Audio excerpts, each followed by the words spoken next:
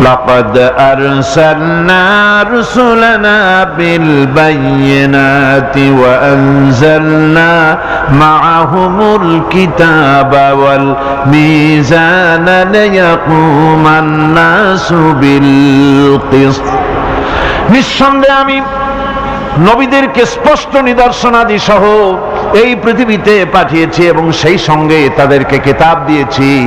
দুনিয়ার কোন শিক্ষা প্রতিষ্ঠানে আল্লাহ রাব্বুল আলামিন তার হাবিবকে পড়ান নাই, যেহেতু তিনি তো বিশ্ব নবী। আমার নবী কি নবী? জোরে কন না, কি নবী? আপনার আমার নবী বিশ্ব নবী।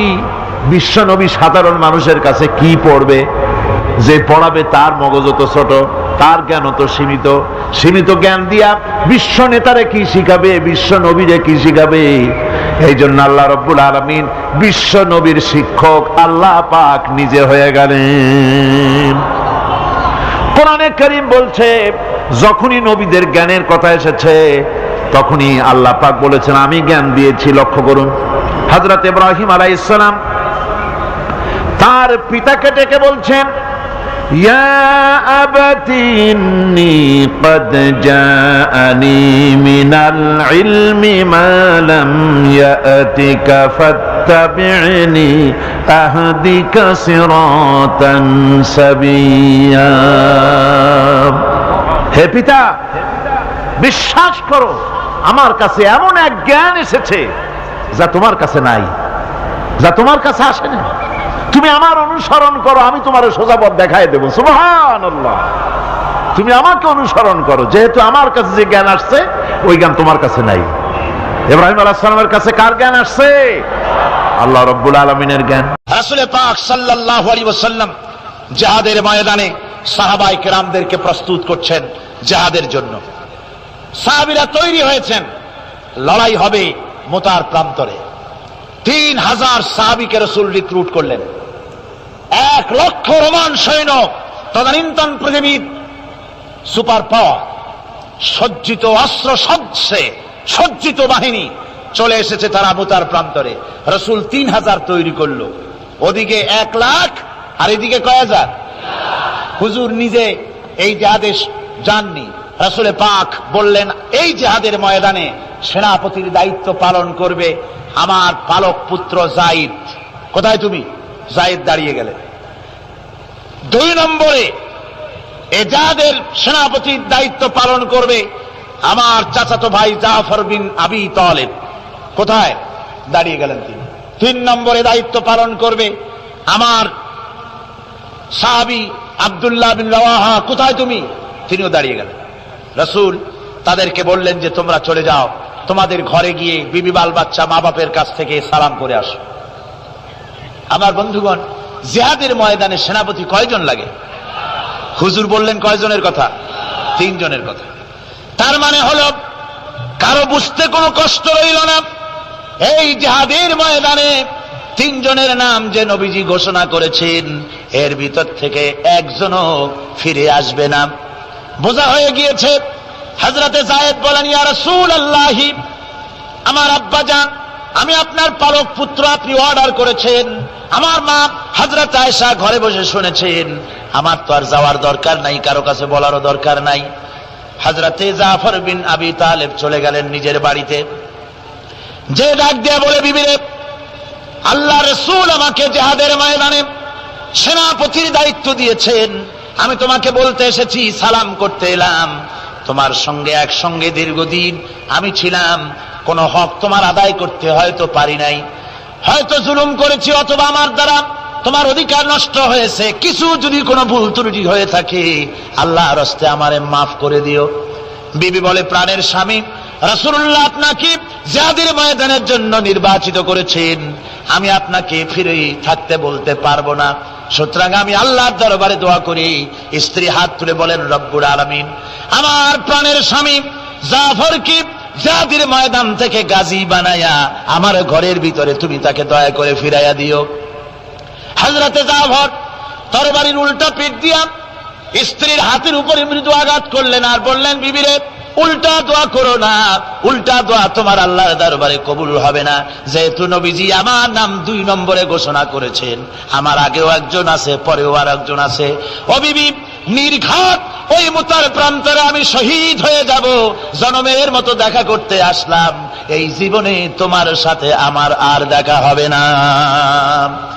আমার বন্ধুগণ, হযরতে জাফরের স্ত্রী কাঁদতেছেন, বিবি বাচ্চাগুলা কান্দে।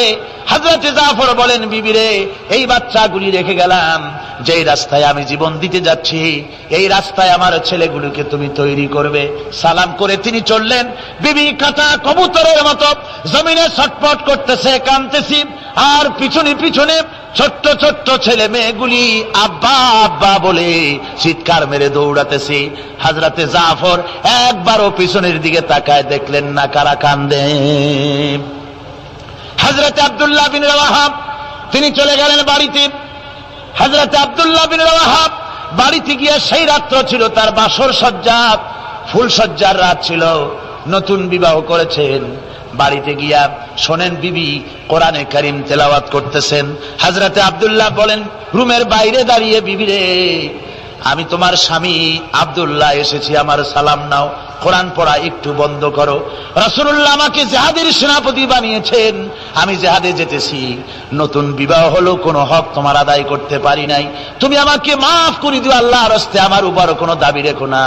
বিবি বলে, প্রাণের স্বামী, কোনোদিন আপনাকে দেখি নাই, কোন রকম একটু দেখেছি, আর আমি মদিনার এক সুন্দরী মেয়ে, আপনি আমাকে ভালো করে দেখলেন না। আমার প্রাণের স্বামী, একবার আপনি ঘরে আসেন। স্বামী বলে, ওগো স্ত্রী, ঘরের ভিতরে আমি যাব না, ঘরের ভিতরে গেলে বলে তোমাকে দেখলে আমার মনের ভিতরে প্রেম ডাকবে, তোমার প্রতি আমার ভালোবাসা জন্মাবে, আমি ঘরের ভিতরে ঢুকতে চাই না। স্ত্রী বলে, প্রাণের স্বামী, ঘরের ভিতরে যদি আসেন, আল্লাহর কসম আমি কোনো প্রেম নিবেদন করব না, আমি শুধু প্রাণ ভরে আপনার চেহারাটা একটা বার আমি শুধু দেখে রাখতে চাই, যাতে করে কিয়ামতের দিন লক্ষ কোটি কোটি মানুষের ভেতরে আপনাকে আমি স্বামী বলে যেন চিনে নিতে পারি। হযরতে আব্দুল্লাহ বলেন, ওগো স্ত্রী, যদি এই ইরাদা তোমার হয়, আর যদি তুমি ধৈর্য ধারণ করে থাকতে পারো, তাহলে কিয়ামতের দিন আল্লাহ রাব্বুল আলামিন আমি যার জন্য জান দিতে যেতেছি, ওই মাবুদ মেহেরবান জান্নাতের ভেতরে তোমাকে আমাকে স্বামী স্ত্রী হিসাবে পরিচয় করাইয়া দিবেন। 3000 সৈন্য নিয়ে সাহাবায়ে কেরাম আর এই সেনাপতি সব চললেন। মুতার প্রান্তরে লড়াই হলো। এই লড়াইয়ের ময়দানে হযরতে যায়েদ অনেকগুলি কাফির সৈন্যকে জাহান্নামে পাঠিয়ে দিয়ে তিনি নিজেও শহীদ হয়ে গেলেন।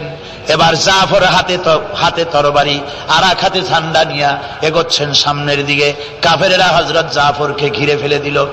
আমার বন্ধুগণ, কাফেরেরা ঘিরে ধরে তরবারির আঘাত করলো জাফরের ডান হাতে, ডান হাত কেটে ঝুলে পড়ল।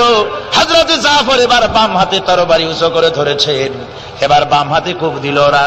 এই কাটা 2টা হাত দিয়ে বুকের সাথে হযরতে জাফর ইসলামের পতাকাটাকে জড়ায় ধরলেন। পাশের সাহাবীকে ডেকে বলেন, ও রাসূলুল্লাহর সাহাবী শোনো, আল্লাহর নবীকে আমার সালাম বলে দিও, আর শোনায়া দিও, জীবনের শেষ মুহূর্ত পর্যন্ত ইসলামের পতাকা উঁচু করে রেখেছিলাম, মাটিতে পড়তে দেই নাই। আমার মনে হয় আমি এখন শহীদ হয়ে যাব, যেহেতু আমি এখন আমার নাকের ভিতরে আল্লাহর জান্নাতের সুঘ্রাণ পেতেছি। হযরতে জাফর শহীদ হয়ে গেলেন। হযরতে আব্দুল্লাহ বিন রাওয়াহা, হযরতে আবু উবাইদা দুজনে মিলে ছুটলেন ঝান্ডা ধরার জন্য। ওনারা বলেন, এগিয়ে গিয়ে দেখি সামনের পরে দূরে পতাকা উঠতেছে। ভাবলাম আমরা যাওয়ার আগে ইসলামের পতাকা কে ধারণ করলো। কাছে গিয়ে দেখি হযরতে জাফরের ডান হাত কাটা, বাম হাত কাটা, 2টা পা কাটা, দেহটা একদিকে পড়ে আছে, আর শুধু মাথাটা এক পাশে পড়ে থেকে ইসলামের পতাকা কামড়ায় ধরে উঁচু করে রেখে দিয়েছে। আমার বন্ধুগণ, হযরতে আবু উবাইদা বলেন, আমি হযরতে সাদের, হযরতে জাফরের হাত পা মাথা মস্তক একত্রিত করে তার পা থেকে শুরু করে মাথা পর্যন্ত চুমা খাইলাম। তাকে জানাজা করে দাফন করে রাখলাম কবরের ভিতরে। রাতের বেলায় স্বপ্নে দেখি হযরতে জাফর আল্লাহর জান্নাতের ভিতরে ফেরেশতাদের সঙ্গে উড়ে বেড়াতেছেন। আমি জিজ্ঞেস করলাম, ও জাফর, আল্লাহ তোমার সাথে কি ব্যবহার করেছেন? হযরত জাফর বলেছেন, ওগো আবু উবাইদা, আল্লাহ রাব্বুল আলামিন আমাকে বলেছেন, জাফর রে, আমি তোমার শাহাদাতে খুশি হয়েছি, তোমার কাছে তুমি আমার কাছে আর কি চাও? হযরত জাফর বলেন, আয় আল্লাহ পাক, কিচ্ছু চাই না, শুধু একটা দাবি, দুনিয়ায় তুমি মেহেরবানি করে আমাকে পাঠায়া দাও আর একবার যদি যেতে পারি, তাহলে তোমার দুনিয়ার বুকে তোমার দিন কায়েমের জন্য কাফেরদের বিরুদ্ধে লড়াই করে আমার জীবনটা আর একবার দিয়ে আসি। আমার বন্ধুগণের জন্য আল্লাহ রাসূল বলেছেন, হাদিস শরীফ এসেছে, আমার ইচ্ছে হয় জিহাদ করি, শহীদ হই, আবার যদি জিন্দা হই, আবার জিহাদ করি, শহীদ হই, আবার যদি জিন্দা হতে পারি তাহলে আবার জিহাদ করি, আবার শহীদ হই। যেহেতু শাহাদাতের মওতের মতো এত বড় মর্যাদা সম্পন্ন মওত আর পৃথিবীতে হতে পারে না। আমার ভাইরা, ইসলামের জন্য জান দেওয়ার জন্য, মাল দেওয়ার জন্য সাহাবায়ে কেরাম এভাবে প্রস্তুত ছিলেন। নিজেদের জীবন তারা আল্লাহর সামনে নজরানা পেশ করেছেন, শহীদ হয়েছেন, আল্লাহ দ্বীন কায়েমের জন্য তারা প্রচেষ্টা করেছেন। হযরত আলী রাদিয়াল্লাহু তাআলা আনহু ওই যে খায়বারের যুদ্ধে, সেইখানে কেউ খায়বারের এই দুর্গ মুসলমানদের হাতে আসে না, প্রতিদিন যুদ্ধ হচ্ছে, অথচ যুদ্ধে কোনো ফলাফল দেখা যাচ্ছে না। ফজরের নামাজ, এশার নামাজের পর হুজুর বলছেন, ও সাহাবীরা, আগামীকাল আমি এমন এক ব্যক্তির হাতে ইসলামের ঝান্ডা তুলে দেব যাকে আল্লাহ এবং আল্লাহ রাসূল বেশি ভালোবাসেন, এবং তিনিও আল্লাহ এবং আল্লাহ রাসূলকে বেশি ভালোবাসেন, আর তার হাতেই বিজয় হবে। হযরত ওমর রাদিয়াল্লাহু তাআলা আনহু বলেন, আমার এরকম পেরেশানির রাত জীবনে আর কখনো গেছে কিনা জানি না, আমি সারা রাত পেরেশান ছিলাম যে ওই ব্যক্তিকে আমি হতে পারবো। ফজরের নামাজের পর আল্লাহর নবী বলছেন, সাহাবীরা, আমার আলী কোথায়, তাকে দেখছি না কেন? সবাই বলছেন, হুজুর, হযরত আলীর চোখ উঠেছে, তাই নামাজের জামাতে শরীক হতে পারেন না। হুজুর বললেন, তাকে নিয়ে আসো। দুজন সাহাবীর কাঁধের উপরে ভর করে হযরত আলী এলেন। হুজুর সাল্লাল্লাহু আলাইহি ওয়াসাল্লাম তার মুখের থুতু মোবারক নিয়ে হযরত আলীর চোখে লাগিয়ে দিলেন, সাথে সাথে আগের থেকেও ভালো দৃষ্টিশক্তি সম্পন্ন হয়ে গেলেন। সুবহানাল্লাহ ওয়া বিহামদিহি। তো এখানে রাসূল পাক সাল্লাল্লাহু আলাইহি ওয়াসাল্লাম তিনি হযরত আলীর হাতে তরবারি উঠায় দিলেন, জুলফিকার, বললেন, আলী, তুমি যাও, আজকের ময়দানে সেনাপতির দায়িত্ব পালন করো। হযরত আলী তরবারি হাতে নিলেন। ইসলাম আক্রমণকারী যে না, সে কথা বলতে আমি এই কথা নিয়ে আসছি। হযরত আলী গেলেন, যায় মুরাহহাবের সামনে পড়েছেন। মুরাহহাব হলো, হাদিসে এসেছে, মুরাহহাব হচ্ছে কাফেরদের নেতৃত্ব দিচ্ছে। মুরাহহাব বলছে, আলী, তোমাকে আমি কিন্তু ভালোবাসি, তুমি আসলে কেন? তোমার প্রতি আমার একটা সফট কর্নার আছে আমার অন্তঃকরণে। তুমি তোমার ছেলে মেয়েকে কি এতিম বানাতে চাও? তোমার বউকে কি বিধবা করতে চাও? আমি তো সেই বীর যে আমার সামনে এসে কেউ কল্লা সাথে নিয়ে যেতে পারে নাই। সুতরাং তুমি যদি ওদেরকে এতিম আর বিধবা করতে না চাও, আমার সামনে থেকে সরে যাও। হযরত আলী বলেন, মুরাহহাব, তুমি কাকে ভয় দেখাতেছ? তোমার তরবারি এই সমাজের কিছু কাফেরেরা ভয় করতে পারে, তুমি কি আমারে চেনো নাকি? তুমি কারে ভয় দেখাও? তাম পৃথিবীর সমস্ত কাফেরদের উপরে আল্লাহ রাব্বুল আলামিন আমাকে বাগ বানায় পাঠিয়েছেন। তরবারি দিয়ে প্রমাণ হবে। মুরাহহাব বলে, তুমি আঘাত করো। কয় না, আক্রমণ তো করব না আমি, আগে তুমি করো, আমি প্রতিহত করব। আক্রান্ত হলে পরে তারপরেই জবাব দেব। এরপরে মুরাহহাব আঘাত হানতে লাগলো। হযরত আলী সমস্ত রণকৌশল দিয়ে আঘাতগুলি তিনি ফিরিয়ে দিতে লাগলেন। এরপরে হযরত আলী বলছেন, মুরাহহাব, এবার তৈরি হও আমার আঘাত সহ্য করার জন্য। হযরত আলী জুলফিকার তুলে আঘাত করলেন।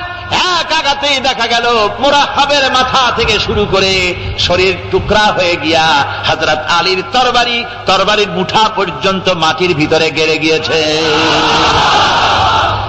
খায়বারের দুর্গ দখল হয়ে গেল। পরের দিন আল্লাহর নবী বলেন, আলী, শুনতে পেলাম তোমার ঢাল ভেঙে গিয়েছিল, তারপরে তুমি যুদ্ধ করলে কি দিয়ে? হযরত আলী বলেন, হুজুর, কামুজ দুর্গের ওই কবাটটা, লোহার কবাটটা বাম হাতে নিয়া আর ডান হাতে তরবারি নিয়ে লড়াই করেছি। হুজুর বলেন, কি করে? মানুষ কেমনে এত বড় দুর্গের লোহার কপাট হাতে নিয়ে যুদ্ধ করে? একটু দেখাও তো দেখি। হযরত আলী গতকালকের মতো বাম হাত দিয়া ধরেছেন, নাড়াতে পারেন না। এবার ডান হাত দিয়া ধরেছেন, নাড়াতে পারেন না। ডান আর বাম দুই হাত দিয়া সমস্ত শক্তি দিয়ে এমন জোরে টান মেরেছেন, প্রতিটি লোমকূপের গোড়া থেকে ঘাম বেরিয়ে এসেছে, এক চুলো নড়াতে পারেন নাই। হযরত আলীর মুখখানা মলিন হয়ে গেছে লজ্জায়। হযরত আলী রাদিয়াল্লাহু তাআলা আনহু লজ্জা পেয়ে গেছেন। রাসূল পাক সাল্লাল্লাহু আলাইহি ওয়াসাল্লাম বলেন, আলী, লজ্জা পাওয়ার কোনো কারণ নাই, চিন্তা করার কোনো কারণ নাই। তোমার নিজস্ব শক্তি দিয়া তুমি লড়াই করতে পারো নাই। এত বড় লোহার দরজা নিয়ে, কবাত নিয়ে মানুষ সেভাবে লড়াই করতে পারে না। আল্লাহ তার দিনকে বিজয়ী করার জন্য তোমার ভিতরে আল্লাহ রাব্বুল আলামিন ক্ষমতা দিয়েছিলেন। জোরে বলেন সুবহানাল্লাহ। আল্লাহ রাব্বুল আলামিন এই জিহাদের ময়দানে যখন মানুষ আসে, আল্লাহ তাদের উপরে মদদ দান করেন। আমার বন্ধুগণ, আল্লাহর দিনকে জমিনের উপরে প্রতিষ্ঠিত করার জন্য যদি আমরা আজও যদি ঐক্যবদ্ধ হই দিন কায়েমের জন্য, তাহলে আল্লাহ রাব্বুল আলামিন আমাদেরকে মদদ করবেন। আল্লাহ পাক কোরআনে কারীমের মধ্যে বলেছেন, ওয়া কানা হাক্কান আলাইনা নাসরুল মুমিনিন। মুমিনদেরকে সাহায্য করা আমি আল্লাহর জন্য ওয়াজিব হয়ে যায়। জোরে বলেন সুবহানাল্লাহ। মুমিনদের জন্য সাহায্য করা আল্লাহর জন্য কি হয়ে যায়? ওয়াজিব হয়ে যায়। ভাইরা একটু বৃষ্টি সহ্য করেন না, খুব বেশি বৃষ্টি। আচ্ছা, এটা রহমত। এটা কি রহমত? আমার ভাইরা, জিহাদের ভিতরে সাহাবায়ে কিরাম আল্লাহর জান্নাতে যাওয়ার জন্য তারা জিহাদ করেছেন। তারা দেশ দখলের জন্য জিহাদ করেন নাই, দিন প্রতিষ্ঠার জন্য লড়াই করা ফরজ। দিন প্রতিষ্ঠার জন্য লড়াই করা কি? যেরকম কি? আর এই ফরজ দায়িত্ব পালন করতে গিয়ে যদি কেউ মারা যায়, তাহলে কোথায় যাবে? কোথায় যাবে? ওই শাহাদাতের মওত হচ্ছে একটা সেতু, বা একটা ব্রিজ, একটা সাঁকো। এপারে দুনিয়া, ওপারে আল্লাহর জান্নাতুল ফেরদাউস। জোরে বলেন সুবহানাল্লাহ। এই জন্য হযরত ওমর ফারুক রাদিয়াল্লাহু তাআলা আনহু সব সময় দোয়া করতেন, আল্লাহুম্মা রযুকনি শাহাদাতান ফি সাবিলিক ওয়াজআল মাউতি ফি বালাদ রাসূলিক। আল্লাহ রাব্বুল আলামিন, আমাকে রাসূলের শহরে মওত দাও, আর আমাকে তোমার দ্বীনের রাস্তায় শাহাদাত মঞ্জুর করো। জোরে বলেন আমিন। এটা আমাদের দোয়া, আমারও দোয়া, আমার সারা জীবনের স্বপ্ন, সারা জীবনের স্বাদ, আল্লাহ যেন শাহাদাতের মওত নসিব করে দেন। জোরে বলেন আমিন। এর থেকে উন্নত মানের মওত আর নাই। ওই প্যারালাইসিস হয়ে বিছানায় পড়ে তড়পায় মরার কোন দাম নাই। দুনিয়ার বুকে বিড়ালের জিন্দেগি বছর করার 500 বছর বেঁচে থাকার দাম নাই। সিংহের মতো 1 সেকেন্ড বেঁচে থাকার দাম আছে, ঠিক কিনা? আর মওত, প্লীহা, যকৃত, typhoid, paralysis, diabetes, heart attack, kidney পচে যাওয়া, হাবিজাবি মওতের চাইতে আল্লাহর রাস্তায় জিহাদ করে শাহাদাতের মওত সর্বশ্রেষ্ঠ মওত। যেরকম সুবহানাল্লাহ। আমার ভাইরা, রাসূল পাক সাল্লাল্লাহু আলাইহি ওয়াসাল্লাম তিনি মদিনা মুনাওয়ারায় এসে প্রথম যে জিহাদের সম্মুখীন হলেন, ওইটার নাম কি? কোন জিহাদ? বদর। কোন জিহাদ? বদরের জিহাদ। সেই বদরের মাঠে জিহাদের জন্য রাসূল সাহাবীদেরকে তৈরি করতেছেন। তো আপনারা চিন্তা করেন বিষয়টা, জিহাদ করতে হবে। এই বদরে সাহাবীরা জিহাদ করবে কাদের বিরুদ্ধে? নিজের বাপের বিরুদ্ধে। রাসূল পাক খুব চিন্তিত হলেন যে সাহাবীদেরকে কিভাবে উদ্বুদ্ধ করা যায়। হুজুর জিহাদের কথাই বলতেছেন যে এখন বদরে আমাদের টিকে থাকার প্রশ্ন, এইটা মুসলমানদের টিকে থাকার প্রশ্ন, বদরের যুদ্ধ, বদরের এই জিহাদটা। হুজুর যখন এগুলি বলতেছেন, হযরত মিকদাদ রাদিয়াল্লাহু তাআলা আনহু, রাসূলের একজন জলিলুল কদর সাহাবী, তিনি দাঁড়িয়ে বলছেন, হে আল্লাহর রাসূল, কেন আপনি চিন্তা করছেন? ইমজি বিনা ইয়া রাসূলুল্লাহ হাইসুমা তাশা। হে আল্লাহর রাসূল, আপনি আমাদেরকে নিয়ে চলুন যেদিকে আপনার খুশি। হাইসুমা আমারাকাল্লাহ, যেদিকে আল্লাহ আপনাকে নির্দেশ করেন সেদিকে আমাদের নিয়ে আপনি সেদিকেই চলুন। ইন্না লা নাকুলু লাকা কামা ক্বালা বানু ইসরাঈল লিমূসা আলাইহিস সালাম, ইযহাব আনতা ওয়া রাব্বুকা ফাকাতিলা ইন্না হাহুনা কায়িদুন। বুখারী শরীফের হাদিস। হযরত মিকদাদ রাদিয়াল্লাহু তাআলা আনহু বলছেন, হে আল্লাহর রাসূল, আপনি আমাদের নিয়ে চলুন, আল্লাহ যেদিকে আপনাকে আমাদের নিয়ে যেতে বলেন সেই দিকে নিয়ে যান। আমরা মুসা আলাইহিস সালামের উম্মতের মতো বলবো না যে হে মুসা আপনি আর আপনার আল্লাহ দুজন গিয়া যুদ্ধ করেন, আমরা এখানে বসে থাকি, এমন কথা আমরা বলবো না। বাল ইযহাব আনতা ওয়া রাব্বুকা ফাকাতিলা ইন্না মাআকুমা মুকাতিলুন। ও নবী, বরং আমরা বলবো আপনি চলুন আমাদের নিয়ে, আপনি এবং আপনার আল্লাহ চলুন জিহাদের ময়দানে, আমরা আপনার সঙ্গে জিহাদ করব, লড়াই করব সেই পর্যন্ত মাদামাত মিন্না মাদামাত আইনুম মিন্না তাতাররাফ, যতক্ষণ পর্যন্ত আমাদের একটা চক্ষুর পলক পড়ে, যতক্ষণ পর্যন্ত একটা চোখের পাতা নড়ে, ততক্ষণ পর্যন্ত আমরা কাফেরদের বিরুদ্ধে লড়ব। সুবহানাল্লাহ ওয়া বিহামদিহি, যতক্ষণ চোখের পাতা নড়ে ততক্ষণ পর্যন্ত লড়ব, নিয়ে চলুন আমাদেরকে। হুজুর খুব খুশি হলেন। আহারে, রাসূল পাক সাল্লাল্লাহু আলাইহি ওয়াসাল্লাম দারুণ ভাবে খুশি হয়ে গেলেন। হুজুর বললেন, ও সাহাবীরা, তোমাদের মানসিক অবস্থা যখন এই, কুমু বিনা ইলা জান্নাতিন, চলো আমার সাথে বেহেশতের দিকে। সুবহানাল্লাহ, সবাই বলেন সুবহানাল্লাহ। কুমু বিনা ইলা জান্নাতিন আরদুহা কারদিস সামাওয়াতি ওয়াল আরদ, সেই বেহেশতের দিকে চলো যে বেহেশতের বিশালতা প্রশস্ততা এই পৃথিবী এবং আকাশের চাইতে অনেক বড়, সেই বেহেশতের দিকে চলো। ফাকামা উমাইর বিন হামাম ওয়া কানা ইয়াকুলুত তামার, হযরত উমাইর বিন হামাম এক যুবক, তিনি দাঁড়িয়ে গেলেন। আমার মুসলমান ভাইরা, যুবকদের অবদান কিন্তু ইসলামে সব চাইতে বেশি। জোরে বলেন সুবহানাল্লাহ। কাদের অবদান বেশি? যে সর্বপ্রথম ইসলাম কবুল করেছে কারা? যুবকরা। হযরত আবু বকর, হযরত ওমর রাদিয়াল্লাহু তাআলা আনহু, তাদের বয়স যুবক বয়স ছিল, যুবক বয়সে তারা ইসলাম কবুল করেছেন। হযরত আলী যুবক ছিলেন, এই জন্য যুবকদের ইবাদতের সওয়াব বেশি। রাসূল পাক বলেছেন, কিয়ামতের ময়দানে যেদিন কোন ছায়া থাকবে না আরশে আজিমের নিচে 7 শ্রেণীর লোকেরা ছায়া পাবে, তার মধ্যে এক শ্রেণী হচ্ছে ওয়াশাবুন নাশা ফি ইবাদাতিল্লাহ, ওই যুবকেরা যারা নাকি রাত গুজরান করে, রাত কাটায় আল্লাহর ইবাদতে, রাত জাগে আল্লাহর ইবাদত করে। জোরে কর সুবহানাল্লাহ। বুড়োদের 100 বার আল্লাহ বলা আর এক যুবকের একবার আল্লাহ বলা, বৃদ্ধের সারা সপ্তাহ তাহাজ্জুদ পড়া আর যুবকের এক রাতের তাহাজ্জুদ পড়া মনে হয় তার থেকেও বেশি। কন সুবহানাল্লাহ। তাই বলে বৃদ্ধ যারা, তারা কিন্তু হতাশ হবেন না, ওই যৌবনকাল আপনিও পেরিয়ে এসেছেন, ঠিক না? সুতরাং যুবকদের অবদান বেশি। হযরত উমাইর বিন হামাম রাদিয়াল্লাহু তাআলা আনহু, তিনি দাঁড়িয়ে গেলেন, তার হাতে ছিল ওয়া কানা ইয়াকুলুত তামার, তিনি খরমা খাচ্ছিলেন, হাতে ছিল কয়েকটা খরমা। তিনি খরমাগুলি হাতে নিয়ে দাঁড়িয়ে বলছেন ওয়াকালা বাখবাখ, তিনি বলছেন, বাখবাখ শব্দ এটা হচ্ছে লুগাল মুহাল্লিয়া, অর্থাৎ আঞ্চলিক শব্দ। এর অর্থ হচ্ছে মা আযানাহু ওয়া মা আহসানাহু। কি আশ্চর্য, কি সুন্দর, কি বিরাট, কি সুন্দর কথা আপনি বললেন হে রাসূল। জান্নাতুন আরদুহা কারদিস সামাওয়াতি ওয়াল আরদ, এমন বেহেশত পাওয়া যাবে জিহাদ করলে যে বেহেশতের বিশালতা প্রশস্ততা এই বিশাল আকাশের চাইতে, জমিনের চাইতে বেশি। ওয়াল্লাহি লাউ কুনতু হাইয়ান হাত্তা আকুলাহুন্না, আমি যদি, ওয়াল্লাহি আল্লাহর কসম, আমি যদি এই খরমাগুলো যদি খাইতে থাকি, ইন্নাহা লা হায়াতুন তাবিলা, তাহলে তো এটা অনেক লম্বা হায়াত লাগবে। এই খরমাগুলি খাইতে অনেক সময় লাগবে, বেহেশতে যাইতে দেরি হয়ে যাবে।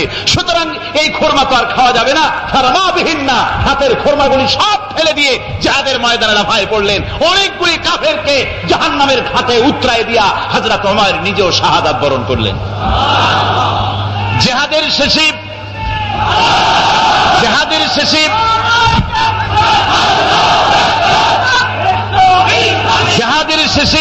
শহাদায়ে বদরের সমস্ত শহীদদের লাশ এক জায়গায় এনে সাহাবীরা বললেন, হে আল্লাহর রাসূল, আপনি যখন জান্নাতের বর্ণনা দিতেছিলেন তখন যে যুবকটা খরমা খেতেছিল আর জান্নাতের আশায় হাতের খরমা ফেলে দিয়েছিল, যেই খরমাগুলি খাইতে গেলে তো সময় লাগবে অনেক, বেহেশতে যেতে দেরি হয়ে যাবে, এই কথা মনে করে হাতের খরমা ফিকে ফেলে জিহাদের ময়দানে এসে শাহাদাত বরণ, যে যুবকটি জিহাদ করেছিল তার লাশে সেও শাহাদাত বরণ করেছে। রাসূল পাক হযরত ওমরের চেহারার দিকে লক্ষ্য করে তার দিকে অঙ্গুলি সংকেত করে হুজুর বলছেন, ইন্নাকা মিন আহলিহা।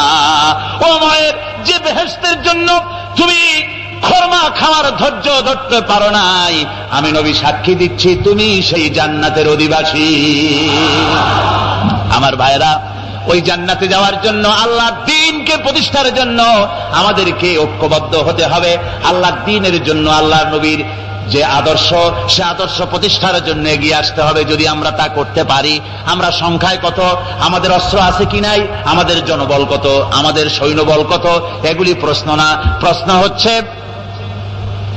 ولا تهنوا ولا تحزنوا وأنتم الأعلون إن كنتم مؤمنين। কোনো ভয় নাই, কোনো চিন্তা নাই, যদি তোমরা মুমিন হও আমি আল্লাহ তোমাদেরকে বিজয়ী করব। জোরে বলেন সুবহানাল্লাহ। মুসলমানেরা তো সেই জাতি যাদের ময়দানে যখন মুসলমানদেরকে সাহায্য দরকার হয়েছে আল্লাহ রাব্বুল আলামিন আকাশ থেকে ফেরেশতা নাজিল করেছে কিনা কোন?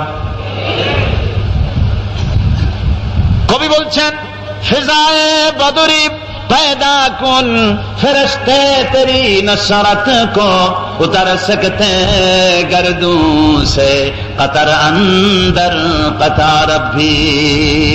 বদরের মুসলমানদের মতো ঈমান যদি আজও তোমরা আনতে পারো, তোমাদের ভিতরে হয়ে যায়, তাহলে আল্লাহ রাব্বুল আলামিন তোমাদের জন্য কাতারে কাতারে ফেরেশতা তোমাদের জন্য নাজিল করে দিতে পারেন। তোমরা সেই জাতি, তোমরা সেই মুসলমান। ফিরে আসো ইসলামের দিকে, ফিরে আসো দ্বীনের দিকে, রাসূলের সঙ্গে মহব্বতটা জুড়ে দাও। কি মুহাম্মদ সি ওফাতুনে তু হাম তেরে হ্যাঁ, ये जहां चीज ही क्या लोहे कलम तेरे। মুহাম্মদ সাল্লাল্লাহু আলাইহি ওয়াসাল্লামের সঙ্গে তুমি যদি মহব্বতের সম্পর্ক স্থাপন করতে পারো, অনুসরণ আর অনুকরণের, তাহলে আকাশ আর জমিন তো দূরের কথা, লৌহ কলম পর্যন্ত আল্লাহ তোমার জন্য করে দিবেন। এক বুড়ি তার দরবারে এসে বলছে, জাহাপানা আমি আপনার কাছে এসেছি একটা নালিশ করতে। আমার বাড়িটা আপনার এই বাড়ি থেকে বেশি দূরে নয়। আমার ছেলে সেনাবাহিনীতে চাকরি করে, ফ্রন্টিয়ারে এখন আছে, সেখানে সে যুদ্ধের মধ্যে সেখানে যুদ্ধরত। এখন আমার এক সুন্দরী পুত্রবধূ ঘরে প্রতিদিন কে যেন এসে আমার বাড়িতে হামলা চালায়, আর আজকে রাতে সে এসে আমার পুত্রবধূর ইজ্জত বোধহয় নষ্ট করবে। সুতরাং আমি আপনার কাছে নালিশ করলাম, হয় আপনি ওই দুর্বৃত্ত থেকে আমার পুত্রবধূর সতীত্বকে হেফাজত করেন, নতুবা আমাকে এই আজকের রাতটা সময় দেন, আমি আমার পুত্রবধূকে নিয়ে আপনার এই রাজ্য থেকে অন্যত্র চলে যাই। জাহাঙ্গীর কোনো কথার জবাব দিচ্ছেন না, চুপ করে আছে। মেয়ে লোকটি বুড়ি মানুষ তো রেগে গিয়েছে, বলছে, জাহাঙ্গীর আমি তোমাকে হতে দেখছি, তুমি যদি আমার পুত্রবধূর সতীত্বের হেফাজতের কোনো দায়িত্ব না নাও, তাহলে তোমাকে বলছি, তুমি যে পরকালে বিশ্বাস করো, সেই পরকালে তোমার স্রষ্টার সামনে আমি তোমাকে আসামির কাঠগড়ায় দাঁড় করাবো। জাহাঙ্গীর তবুও কিছু বললেন, মেয়ে লোকটি চলে গেল। গভীর রাত্রে জাহাঙ্গীর নিজে সেই বুড়ির বাড়ির কাছে চলে গিয়েছেন। দেখেন দেওয়ালের পাশে একটা ঘোড়া দাঁড়ানো আর একটা প্রহরীকে তরবারি আঘাত দিয়ে শেষ করে ঘোড়ার পিঠের উপরে দাঁড়ায় দেওয়াল টপকায় ভিতরে চলে গেল। যে শুনতেছেন ঘরের ভিতর থেকে যুবতী কণ্ঠের আওয়াজ, বাঁচাও বাঁচাও, চিৎকার হচ্ছে। বাইরে বুড়ি বান্দা একটা আলো টিম টিম করে জ্বলছে। জাহাঙ্গীর গিয়ে বলছে, বুড়ি আলো নিবাও তাড়াতাড়ি। বুড়ি আলো নিভিয়ে দিল। জাহাঙ্গীর ভিতরে ঢুকে ওই দুর্বৃত্তের চুল বাম হাতে ধরে ডান হাত দিয়ে তরবারি আঘাত দিয়ে তার শিরচ্ছেদ করে দিলেন। বললেন, বুড়ি আলো জ্বালাও। বুড়ি আলো জ্বালালেন। এবার জাহাঙ্গীর আলোর সামনে মস্তকটা ধরে আলহামদুলিল্লাহ পরে হাত থেকে মাথাটা ছেড়ে দিলেন। বললেন, বুড়ি এক গ্লাস পানি লও। পানি আনা হলো, ঢক ঢক করে পানি খেলেন। বললেন, কালকে তুমি আমার দরবারে যাবে, সেখানে তোমার সঙ্গে আমার কথা হবে, তোমার পুত্রবধূকেও নিয়ে যাবে। পরের দিন জমজমাট রাজ দরবার, বুড়ি তার পুত্রবধূকে নিয়ে হাজির। জাহাঙ্গীর বলছেন, বুড়ি তোমার বাড়ি গিয়ে আলো নিভাতে বলছিলাম, কেন জানো? হয় না, জানি না। জাহাঙ্গীর বললেন, তুমি যখন আমার কাছে নালিশ করেছো, আমি মনে মনে ভেবেছি আমার বাড়ির এত কাছে আমার যুবক ছেলে ছাড়া আর কারো এই সাহস হবে বলে আমার মন বলে নাই। সেজন্য মনে করেছিলাম আলোর সামনে যদি ছেলেকে দেখি আমার মনে দুর্বলতা আসতে পারে, বিচার না হোক হয়ে যেতে পারে, হক বিচার নাও করতে পারি, সেই জন্য আলো নিভিয়ে দিতে বললাম। এরপরে তার শিরচ্ছেদ করে আলোর সামনে ধরে দেখলাম যে না, সে আমার ছেলে নয়, সে আরেকজন। এই জন্য আমি আলহামদুলিল্লাহ পড়লাম আর পানি পান করলাম। এই জন্য তুমি যখন নালিশ করেছো আমার কাছে আর বলেছো কিয়ামতে আমাকে আসামি বানাবে, সেইখান থেকে হক বিচার করতে পারি কিনা এই চিন্তা এ পর্যন্ত কিচ্ছু খাই নাই, শুধু পানি খেয়েছি তোমার বাড়ি গিয়ে। জাহাঙ্গীর তার মাথা থেকে মুকুট খুললেন। মুকুটটা খুলে বুড়ের পায়ের কাছে রেখে দিয়ে বলেন, বুড়ি তুমি জেনে রাখো, দিল্লির সম্রাটের এই মুকুটের চাইতে তোমার পুত্রবধূর সতীত্বের মূল্য মুসলমানের কাছে 1000 গুণ বেশি। মুসলমানেরা পরধর্মের এই ইজ্জত, এই সম্মান ইসলাম দিয়েছে, মুসলমানেরা দিয়েছে। আর পরধর্মের উপরে অত্যাচার যদি হয়েছে ধর্মনিরপেক্ষতাবাদীদেরকে দিয়ে হয়েছে। বলেন ঠিক কিনা? আমাদের দেশে মানুষেরা শিরকের মধ্যে বেশি মুবতলা হয়।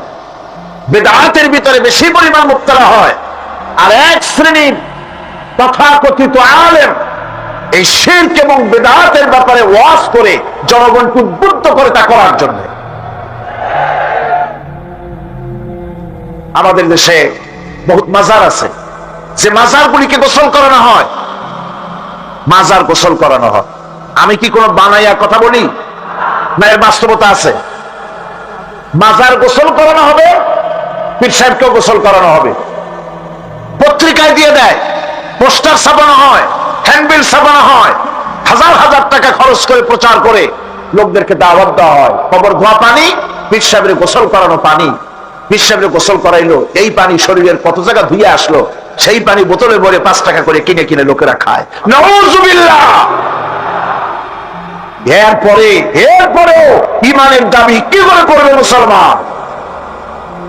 দুর্ভাগ্য এই মুসলমানের। গোসল শরীফ, নরজ শরীফ, তারপরে খসরু, যে কি সানাসুর নাকি খসরু শরীফ, কি নাম হাবি জাবি বানাইছে আল্লাহ জানে।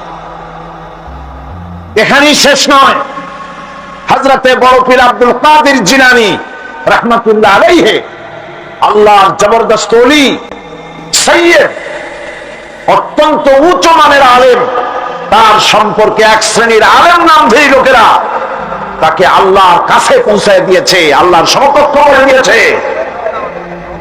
তাকে দস্তগীর বলা হচ্ছে। কিসের দস্তগীর? তো বলে যে মেরাজের রাত্রে রাসূল করিম সাল্লাল্লাহু আলাইহি ওয়াসাল্লাম নাকি কোন জায়গায় আছাড় খাইছিলেন, আর উনি গিয়া তার হাত ধরেছেন, এই জন্য বলা হচ্ছে দস্তগীর। তিনি তার হাত ধরে তাকে ঠিক করে দিয়েছেন। আবার আরশে তিনি উঠতে পারছিলেন না, সেই জন্য পীর সাহেবের কাঁধের উপরে পা রেখে রাসূল সাল্লাল্লাহু আলাইহি ওয়াসাল্লাম আরশে উঠছে। আল্লাহর সিঁড়ির এত অভাব হয়েছে, এই দুনিয়া থেকে নিতে পারলেন, মহাশূন্য পাড়ি দিয়ে, লব গ্রাভিটেশন পাড়ি দিয়ে আরশে আজিম পর্যন্ত, সিদরাতুল মুনতাহা পর্যন্ত নিলেন, আর ওইখানে বড় পীর সাহেবকে লাগলো তার কাঁধের উপরে পা দিয়ে তিনি উঠবেন। এর চাইতে বিদআত, এর চাইতে বাজে কথা মুসলমানদের জন্য আর কি হতে পারে? দুর্ভাগ্য এই জাতি, এই সব আলেম নামের কলঙ্ক, যারা নাকি বড় পীর সাহেবের নামে ওয়াজ করে করে বলেন, তার নামে দরুদ বানাইছে, তার নামে বলে ইয়া আব্দুল কাদের জিলানী শাইয়ান লিল্লাহ, যারা কয় নাউযুবিল্লাহ। বলা হয় হে বড় পীর সাহেব, আপনি আল্লাহর রাস্তা আমাদের কিছু দেন। আরে মিয়া সাহেব, আব্দুল কাদের জিলানী রহমাতুল্লাহ আলাইহি যা পেয়েছেন আল্লাহর কাছ থেকে পেয়েছেন, তার দেওয়ার কিচ্ছু নয়। যা দিবেন আপনাকে আমাকে আল্লাহ পাক দিবেন। ইয়া গাউস আগিসনি বলা জায়েজ নাই, ইয়া গাউস আগিসনি বলতে হবে আল্লাহ পাক। গাউস কে? আল্লাহ পাক, তাকে বলতে হবে ইয়া গাউস আগিসনি, আয় আল্লাহ পাক তুমি আমাকে সাহায্য করো। সাহায্য করতে পারেন আল্লাহ পাক। বড় পীর সাহেবকে ইয়া গাউস আগিসনি বলা যাবে না। গাউসুল আজম, এই ডিগ্রি, এই খেতাব বেদাত পন্থীদের বানানো খেতাব। গাউসুল আজম কোন মানুষ হতে পারে না, পারে না, পারে না। গাউসে আজম, গাউসে আজম শুধুমাত্র আল্লাহ রাব্বুল আলামিন। গাউসে আজম কে? আল্লাহ রাব্বুল আলামিন, যিনি মানুষের ফরিয়াদ শোনেন, যিনি মানুষের ফরিয়াদ শোনেন, তিনি হচ্ছেন আল্লাহ পাক। বড় পীর সাহেবকে আমরা শ্রদ্ধা করি, কিন্তু সেই শ্রদ্ধার অর্থ এই নয় যে নবীদের চাইতে তিনি বড়, তিনি রাসূলের চাইতে বড়, তার নামে দরুদ শরীফ বানাইতে হবে, জায়েজ নাই। আশা করি এত সব কথা আপনাদের মনে থাকবে। যখন নবীজির হাতে বন্দীরা আসতেন, যুদ্ধ বন্দীরা, নবীজি তাদেরকে শর্ত করতেন, যদি কোনো শিক্ষিত বন্দী 10 জন নিরক্ষর লোককে অক্ষর জ্ঞান দিতে পারে, এই শর্তে তাদেরকে মুক্তি দেওয়া হবে। জেনারেল লিটারেসি, গণসাক্ষরতা অভিযান তোমরা শুরু করনি, শুরু করেছেন বিশ্বনবী মুহাম্মদ রাসূলুল্লাহ সাল্লাল্লাহু আলাইহি ওয়াসাল্লাম। নবীজি আরো বলেছেন, 1 ঘন্টা যদি কেউ জ্ঞান চর্চা করে 60 বছরের নফল ইবাদতের সওয়াব আল্লাহ তার আমলনামায় লিখে দিবেন। কাজী জ্ঞানের দিকে ইসলাম উৎসাহিত করেছে। কাজী যে কারণে মধ্যযুগীয় ইউরোপ সভ্যতায় ধর্ম নিরপেক্ষতার প্রয়োজন ছিল, ইসলামে সেই ধরনের কোনো কারণ কোনো কালেও ঘটে নাই। অতএব আমরা স্পষ্ট করে বলতে পারি, আল্লাহ যা করেছেন শয়তান তার উল্টো একটা করেছে।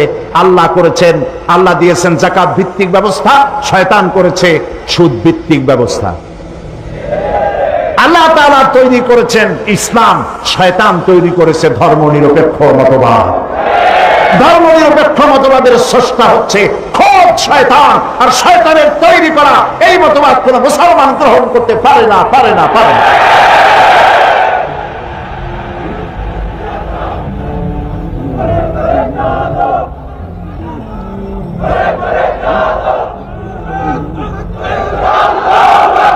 প্রিয় ভাই সব, ধর্মনিরপেক্ষবাদীরা, খারাপ লাগতেছে আপনাদের? আমি জানি খারাপ লাগবে না, কারণ আমরা হেদায়েত নিতে আসছি। অযৌক্তিক কথা বলবো, সেদিন আপনারা আমাকে বিদায় সালাম দিয়ে দেবেন, বলবেন চিরদিন আর আসবেন না। কোরআন হাদিসের বাইরে কথা বলবো না ইনশাআল্লাহ। এবং আমার পেছনে যারা বসে আছেন বড় বড় আলেমরা বসে আছেন, এবং আমার সামনে যারা বসে আছেন বহু আলেম সামনেও বসে আছেন, আলহামদুলিল্লাহ বলেন। চট্টগ্রাম তাফসিরের মাহফিল গতকালকের মতো আজও শোনাতে চাই। চট্টগ্রাম তাফসিরের মাহফিল সারা পৃথিবীর মধ্যে কোরআনের তাফসিরের সর্বশ্রেষ্ঠ মাহফিল, সর্ববৃহৎ মাহফিল। কোরআন শরীফের তাফসিরের এত বড় মাহফিল পৃথিবীর কোথাও হয় না। এখানে যে কথা বলা হয় সব কথা রেকর্ড হয়ে সারা দুনিয়ায় ছড়ায় যায়।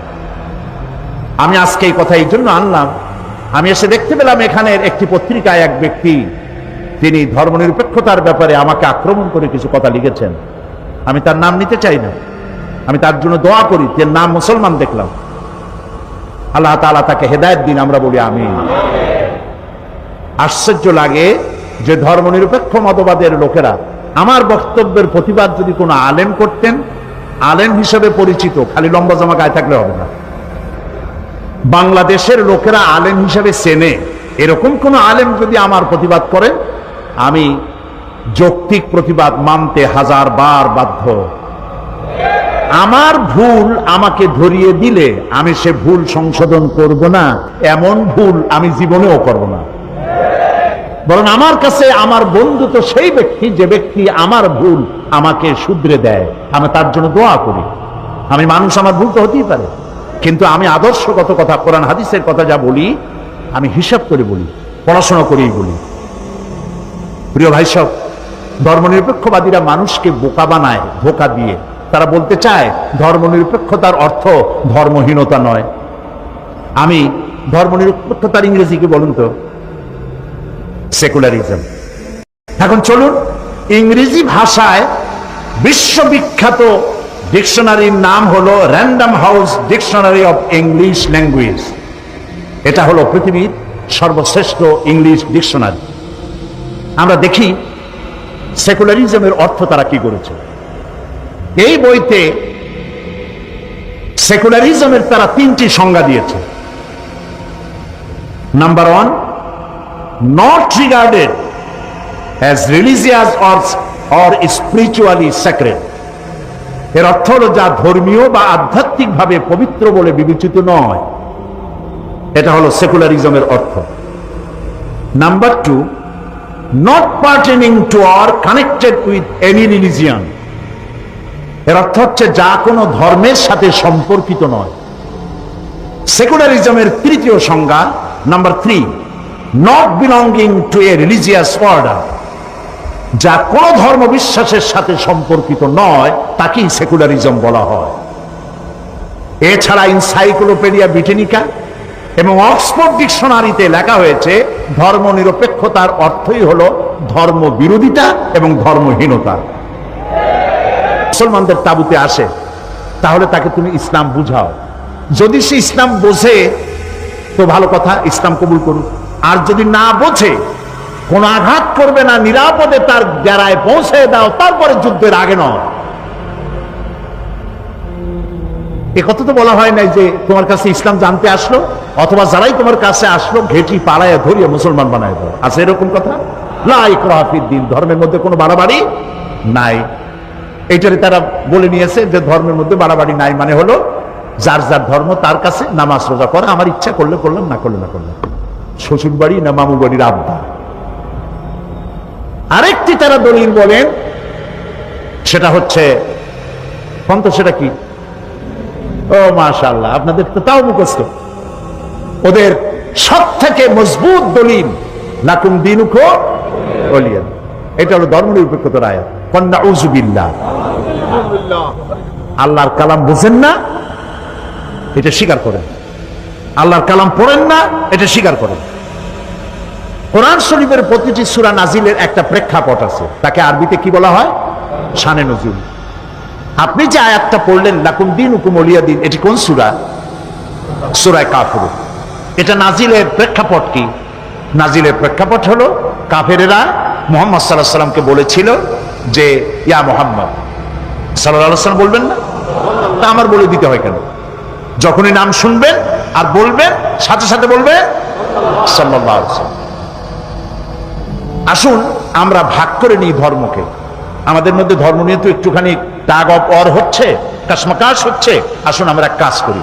কি কাজ? বলে আমরা কোরাইশরা কিছুদিন আপনার মসজিদে গিয়ে আপনার আল্লাহরে দুই একটা সেজদা দিয়ে আসবো, আর আপনি আপনার দলবল নিয়ে মাঝে মধ্যে আমাদের মূর্তিগুলার সামনে প্রণাম করে যাবেন। এভাবে আমরা ধর্ম ভাগাভাগি করে নেব। এটি হচ্ছে প্রেক্ষাপট। এই প্রেক্ষাপটে আল্লাহ তাআলা সূরা নাজিল করলেন। বলুন হে কাফেরেরা, তোমরা যার ইবাদত করো আমরা তার ইবাদত করি না, আবার আমরা যার ইবাদত করি তোমরা তার ইবাদত করো না। অতএব শেষ দিকে গিয়ে আল্লাহ তাআলা কনক্লুশন, শেষ কথা গিয়ে বললেন লাকুম দীনুকুম ওয়ালিয়া দিন। অতএব তোমাদের ধর্ম তোমাদের জন্য, লাকুম দীনুকুম, তোমাদের ধর্ম তোমাদের জন্য, তোমাদের দিন তোমাদের জন্য, আর আমাদের দিন আমাদের জন্য। এখানে কি নিরপেক্ষর কথা না পক্ষের কথা? একটু বিবেক সম্মত হয়ে বুঝে শুনে জবাব দেন। এই আয়াতের অর্থ কি দাঁড়ালো? ধর্মের পক্ষ না নিরপেক্ষ? ধর্মের পক্ষে। কাফেরেরা তোমরা তোমাদের ধর্মের পক্ষে থাকো, আমরা আমাদের ধর্মের পক্ষে থাকি। ধর্ম নিয়ে কোনো 50-50 ভাগ করা চলবে না। এটাই হলো মূল কথা। এখন এই ধর্ম নিরপেক্ষর কথা তারা বলেন যে আমাদের দেশে সুফি দরবেশরা তারা ধর্ম নিরপেক্ষ ছিলেন। নাউজুবিল্লাহ।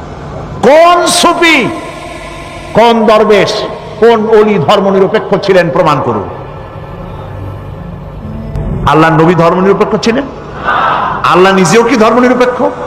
আমার একদিন বলছিল, আমি একবার পার্লামেন্টে ওই দলের নাম নিলাম না, একজন মুরব্বী নেতা, আমি তারে বললাম যে ভাই আপনাদের সাথে আমাদের কোনো শত্রুতা নাই, আপনি আমার কোনো ধানি জমিনে আমার পাকা ধানে মই দেন নেই, আর আমিও আপনার কোনো হালের গরু পিটিয়ে মারি নেই। আপনার আমার বাড়ি পাশাপাশি না, যে জমিনের আইল ঠেলাঠেলি নিয়ে কোনো শত্রুতা আছে। আপনারা আমার শত্রু না, আমিও আপনাদের শত্রু হওয়া উচিত না। শুধু মতদর্শ নিয়ে মতবিরোধ, আপনারা এই ধর্ম নিরপেক্ষ মতবাদটা বাদ দিলে ভালো করতেন। এটি একটি কুফরি মতবাদ। তিনি আমাকে বললেন কোন কি? আল্লাহ নিজেই তো ধর্ম নিরপেক্ষ। আমি চিন্তা করলাম দাড়ি বুড়ি পাইকে গেছে, দুর্ভাগ্য, কোরআন সম্পর্কে কোনো জ্ঞান নাই। আফসোস। আল্লাহ ধর্ম নিরপেক্ষ কেন হন? আল্লাহ তো সবচেয়ে ধর্মের পক্ষে। তিনি বলেছেন ইন্নাদ-দীনা ইনদাল্লাহিল ইসলাম, আমার কাছে মনোনীত একমাত্র, কেবলমাত্র, শুধুমাত্র ওয়ানলি ওয়ান। নাম কি? বলেন নাম কি? এই পৃথিবীর সমস্ত ধর্মের মধ্যে আল্লাহ তাআলা কোনটাকে নিজের পছন্দনীয় বলেছেন? চিল্লায় বলেন। তাহলে আল্লাহ নিজে ধর্মের পক্ষে, ইসলামের পক্ষে, ঠিক না? এটা আমি শেষ করে আনতেছি। ব্যক্তি জীবনে হজ করবে, ব্যক্তি জীবনে নামাজ পড়বে, রোজা করবে, আল্লাহর কথা মানবে। কিন্তু আল্লাহ দোকানে যে আইন করেছেন, ওজনে কম দেওয়া যাবে না, খাদ্যে ভেজাল দেওয়া যাবে না, এটা মানবে না। আল্লাহ যে রাজনীতি করার ব্যাপারে কোরআন এবং হাদিসের আইন মানতে বলেছে, এটা তারা মানবে না। পার্লামেন্টে আল্লাহর আইন মানবে না, নির্বাচনে আল্লাহর আইন মানবে না, ক্যান্টনমেন্টে আল্লাহর আইন মানবে না, অফিস আদালতে আল্লাহর আইন মানবে না। তাই তারা সুযোগ পাইলে ফতোয়া বন্ধ করে দেয়। বোঝেন না কথা? কথা বুঝে আসছে? তাহলে আর কিছু বলা লাগবে? এইটার নাম হলো ধর্ম নিরপেক্ষ মতবাদ।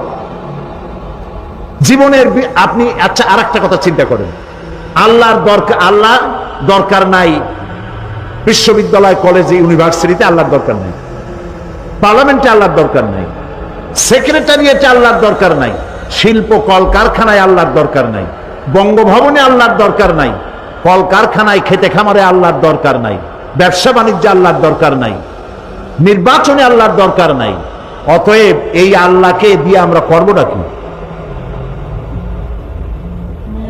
ওদের চিন্তা হচ্ছে, হে আল্লাহ, হে রসুল, তোমরা দুজনা মসজিদ, মাদ্রাসায়, খানকায় থাকো, আর আমাদের জীবনের বিস্তীর্ণ অঙ্গনে চিরস্থায়ী 144 তোমাদের জন্য, এর মধ্যে ঢুকতে পারবে না। নাউযুবিল্লাহ, নাউযুবিল্লাহ। এবার আল্লাহ কি বলছেন? এই ধরনের চিন্তা যাদের, এই ধরনের চিন্তা যাদের, যে নামাজ রোজা আল্লাহর কথা মতো ধর্ম আর রাজনীতি আলাদা, এই চিন্তা যারা করে তাদের সম্পর্কে আল্লাহ কি বলেন দেখুন। আফাতুমিনুনা বিবাদিল কিতাবি ওয়া তাকফুরুনা বিবাদ ফামা জাযাউ মান ইয়াফআলু মিনকুম ইল্লা খিজয়ুন ফিল হায়াতিদ দুনিয়া ওয়া ইয়াওমাল কিয়ামাতি ইউরাদ্দুনা ইলা আশাদ্দিল আযাব। আবার তুমিনুনা বিবাদিল কিতাব ওয়া তাকফুরুনা বিবাদ, তোমরা কোরআনের কিছু কথাকে স্বীকার করবে আর কিছুকে করবে অস্বীকার। যদি এটা হয় তাহলে দুনিয়ার জীবন হবে লাঞ্ছনার জীবন তোমাদের, আর কিয়ামতের দিন চূড়ান্ত কঠিন শাস্তি তোমাদের জন্য অপেক্ষা করছে। আল্লাহ তাআলা বলছেন, ইয়া আইয়ুহাল্লাযীনা আমানু আতিউল্লাহ ওয়া আতিউর রাসূল, হে বিশ্বাসীরা, তোমরা যারা ঈমান এনেছো, শোনো, আল্লাহ এবং রাসূলের আনুগত্য করো। কে বলতেছেন কোন তো? কি করতে বলতেছেন? আল্লাহ এবং রাসূলের কোন ক্ষেত্রে? জবাব দেন, কোন ক্ষেত্রে আনুগত্য করতে বলছে? যদি সকল ক্ষেত্রেই হয় তাহলে ধর্মনিরপেক্ষ মতবাদীরা কি জবাব দিবে? প্রিয় ভাই সব, সুতরাং মুসলমান হয়ে যে ব্যক্তি ধর্মনিরপেক্ষ মতবাদের অনুসারী হয়, সে তার নিজের সাথে, নিজের ঈমানের সাথে প্রতারণা করে। এ ব্যক্তি মুসলমান হতে পারে না, অবশ্যই মুনাফিক। একটা লোক বাজার থেকে খুব জোরে দৌড় মারছে। লোকেরা জিজ্ঞেস করলো, দৌড়াও কেন? কয়, ভাই, মানির মান আল্লাহই রাখে। কয়, কেমন? কয়, বাবা আর আমি দুইজনে গেছিলাম বাজারে, বাজারের মানুষেরা আমার বাপেরে ধরিয়া জুতা দিয়ে এমন পিটাইলো, আমি আরামসে নিরাপদে চলে আসছি, আমারে কেউ কিছু করতে পারে না, মানির মান আল্লাহই রাখে। ওর বাপেরে জুতা দিয়ে পিটায় আর মানির মান আল্লাহ রাখে। দুর্ভাগ্য এই জাতির, এক শ্রেণীর কলামিস্ট, এক শ্রেণীর মুসলমান নামধারী কলামিস্ট, মুসলমান নামধারী ফিচার লেখক, মুসলমান নামধারী সাংবাদিক, মুসলমান নামধারী বুদ্ধিজীবী, মুসলমান নামধারী রাজনীতি, ওরা মুসলমানের ঘরে জন্মগ্রহণ করেও কুলাঙ্গার। এই লোকগুলি মুসলমানের ঘরে জন্মগ্রহণ করেও মুসলমানদেরকে মৌলবাদ আর সন্ত্রাস বলে গালি দেয়। মুসলমানদের উত্থান, মুসলমানদের জাগরণ আবার শুরু হবে ইনশাআল্লাহ। মুসলমান রাজমার খাচ্ছে পৃথিবীর চতুর্দিকে, চতুর্দিকে মার খাচ্ছে। আমি দেখতে পাচ্ছি, আমার ধারণা ছিল যে আফগানিস্তানে যে ঘটনা ঘটলো, এই ঘটনার দ্বারা আল্লাহ একটা কিছু করবেন, বড় রকমের কিছু আমরা দেখব, কিন্তু সেটা হলো না। কেন হলো না এটা তো আমরা বুঝবো না। ওয়াল্লাহু আ'লামু ওয়া আনতুম লা তা'লামুন।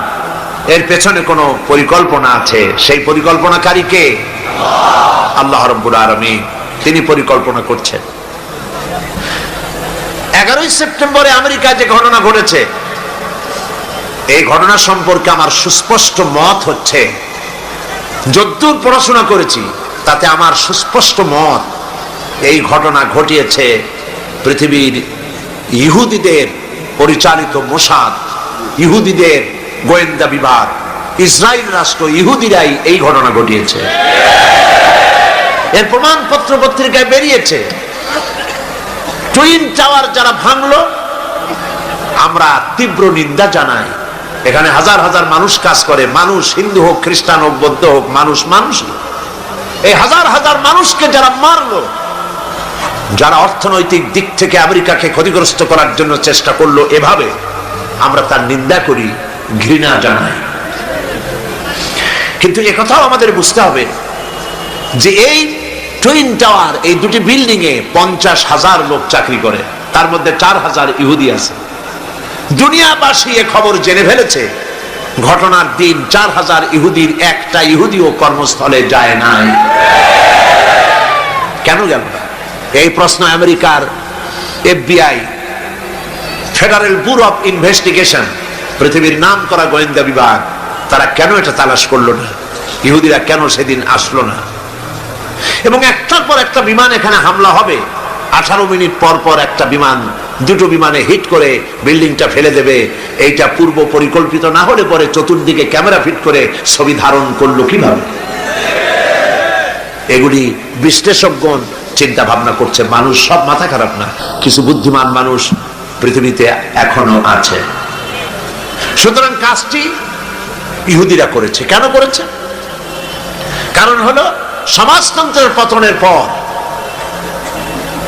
পুঁজিবাদী শোষণ থেকে বাঁচার জন্য পৃথিবীর নিগৃহীত নির্যাতিত মানবতার জন্য খোলা ছিল কেবলমাত্র ইসলাম, শুধুমাত্র ইসলাম।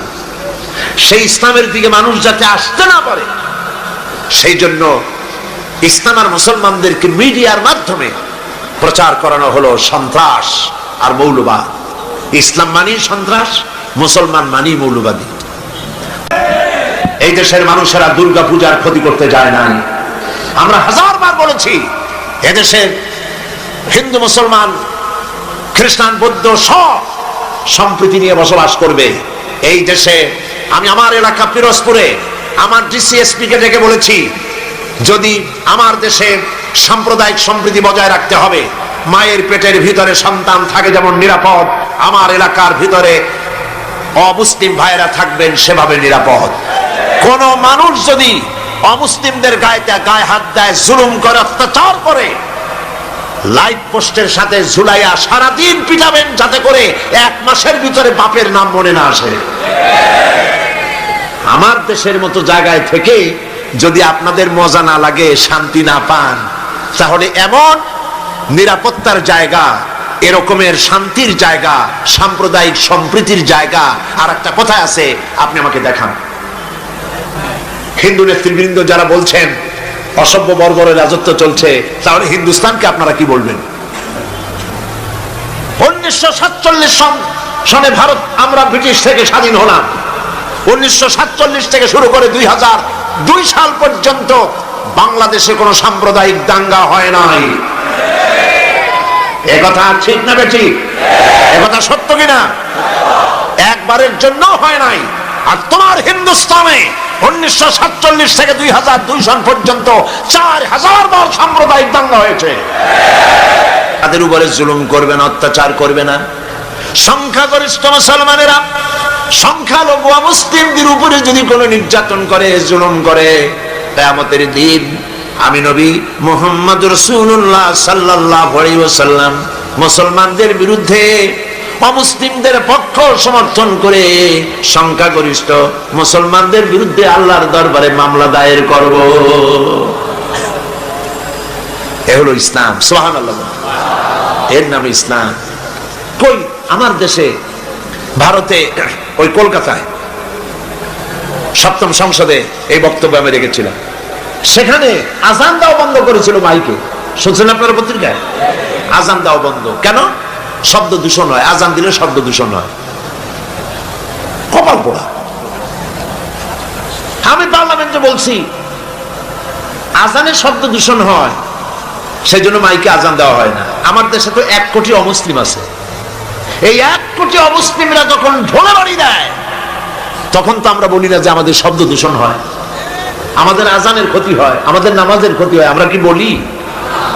আমার ঢাকায়, বরিশালে, পিরোজপুরে দুর্গাপূজার সময় রাস্তা বন্ধ করে দিয়ে মাইক লাগায় গান বাজনা করা হয় 10 দিন। সিলেটে হয় না? হয় কিনা? আজানের সময় মাইক বাজায়, গান দেয়, বাজনা হয়। কোন মুসলমান গিয়ে বলছে না তোমরা বাজাইতে পারবে না? বলেন, বলেছে? এর থেকে শান্তির জায়গা কোথাও আছে? আমি স্পষ্ট করে বলতে চাই, পৃথিবীতে বাংলাদেশের মতো সাম্প্রদায়িক সম্প্রীতির দেশ আর নাই। অরাজকতা সৃষ্টি করার জন্য তারা এই সমস্ত নেতৃবৃন্দকে সামনে এনে আজে বাজে কথা বলে বাংলাদেশের সাম্প্রদায়িক সম্প্রীতি বিনষ্ট করে বিশ্বের দরবারে বাংলাদেশের মর্যাদা ক্ষুণ্ণ করতে চায়, কিন্তু এই চেষ্টা তাদের ব্যর্থ হতে বাধ্য। এশিয়ার তেল সম্পদ আসল টার্গেট, কিন্তু আল্লাহ পাকের চাইতে শক্তিশালী পৃথিবীতে আকাশেও কেউ নাই, জমিনেও কেউ নাই। তুমি যত বুদ্ধি করবা, যতই শক্তি ক্ষমতা দেখাবা, আল্লাহ পাকের সামনে কিছুই কুলাবে না। ঘটনা অন্যরকম ঘটতেছে, অন্যরকম ঘটতেছে। কিরকম? আমেরিকা বিশাল দেশ, আমি আমেরিকার 22টা স্টেট সফর করেছি, বিশাল দেশ।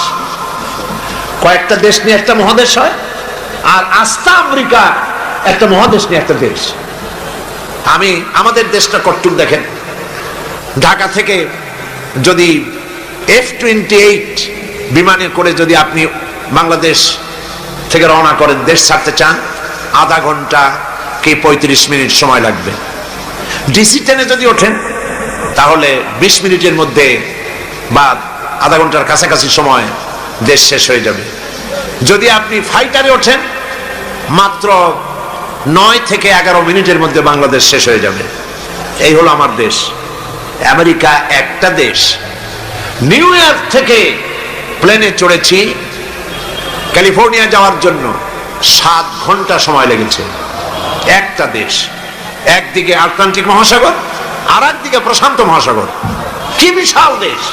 এই দেশের মানুষগুলি সব বেকুব নয়, পাগল নয়। আফগান নিরীহ এই মুসলমানদের উপরে, দেশগুলির উপরে আক্রমণ এবং একটার পর একটা দেশের উপরে আক্রমণ করার পরিকল্পনা দেখে সেখানকার লোকেরা চিন্তা ভাবনা করছে, কেন মুসলমানদের উপরে আক্রমণ হচ্ছে, বিষয়টা কি, এরা কি মৌলবাদ, কি সন্ত্রাস, টেররিস্ট শুধু মুসলমান, শুধুই ইসলাম, আর কিছু নাই পৃথিবীতে, কেন, কারণটা কি? তারা খোঁজ করা শুরু করেছে, ইসলাম জানার চেষ্টা করছে। আমাদের কাছে রিপোর্ট এসেছে, ইসলামী বইপত্র, কোরআন শরীফ আর ইসলামী বইপত্র আমেরিকায় দেধারসে বিক্রি হচ্ছে, আগের তুলনায় 50 গুণ বিক্রি বেশি হচ্ছে। এবং 11ই সেপ্টেম্বরের ঘটনার পর থেকে নিয়ে এই পর্যন্ত আমেরিকান খ্রিস্টান মুসলমানদের ইসলাম গ্রহণ করার হার 4 গুণ বেড়ে গেছে। ঠেকাবে কি করে? আল্লাহর নূর, ঠেকাবার উপায় নাই। আবু জাহেল তো চাইছিল মক্কা শরীফই মুহাম্মদ সাল্লাল্লাহু আলাইহি ওয়াসাল্লামকে ঠেকায় দেবে, পারছে? আল্লামা ইকবাল বলেছেন, মাগরিব কি ওয়াদিও মে गूंजी अदा हमारी, मगरिब की वादियों में गूंजी अदा हमारी, थमथा न था किसी से सैल रवा हमारा। প্রাচ্য এবং প্রতীচ্য, পাহাড় এবং পর্বতে, ইথার এবং বাতাসে রণিত, অনুরণিত, ধ্বনিত, প্রতিধ্বনিত হয়ে বিশ্বের চতুর্দিকে ছড়ায় পড়বে আমার আজানের আওয়াজ, কেউ ঠেকাতে পারবে না। ইসলাম বিশ্বের চতুর্দিকে ছড়িয়ে পড়বে, ঠেকাবার উপায় নাই। কয়জন মারবা? এখন পৃথিবীতে 140 কোটি মুসলমান, 140 কোটি মুসলমান, কতগুলি মারবা? তোমরা বললে ডাইরেক্ট জাহান্নাম, আর আমরা ইসলাম প্রতিষ্ঠার রাস্তায় যদি মৃত্যু হয়, শাহাদাত, ডাইরেক্ট আল্লাহর জান্নাত। তোমাদের বেঁচে থাকাও বরবাদ, মরে যাওয়াও বরবাদ। আর ইসলামের পথে যারা, তাদের বাঁচাও আল্লাহ পাকের রহমত, আর মরে যাওয়াও রহমত। সেই জন্যে ইসলামের পক্ষে আজ সারা বিশ্ব ইসলামের বিপক্ষে কাজ করছে, আর মুসলমানদেরকে এই সময় ইসলামের পক্ষে টিকে থাকতে হবে, ইসলামকে জানতে হবে, বুঝতে হবে, ইসলামের উপরে টিকে থাকতে হবে। তাহলেই আমাদের বিজয় অতি সন্নিকট। আমার তো মনে হয় আর বেশি দেরি লাগবে না, ইসলামের বিজয়ের একটা সময় এসে গেছে ইনশাআল্লাহ। মায়ের যখন প্রসব যন্ত্রণা শুরু হয় তখন বোঝা যায় বাচ্চা হইতে আর সময় লাগবে না, ঠিক কিনা? ঠিক কিনা?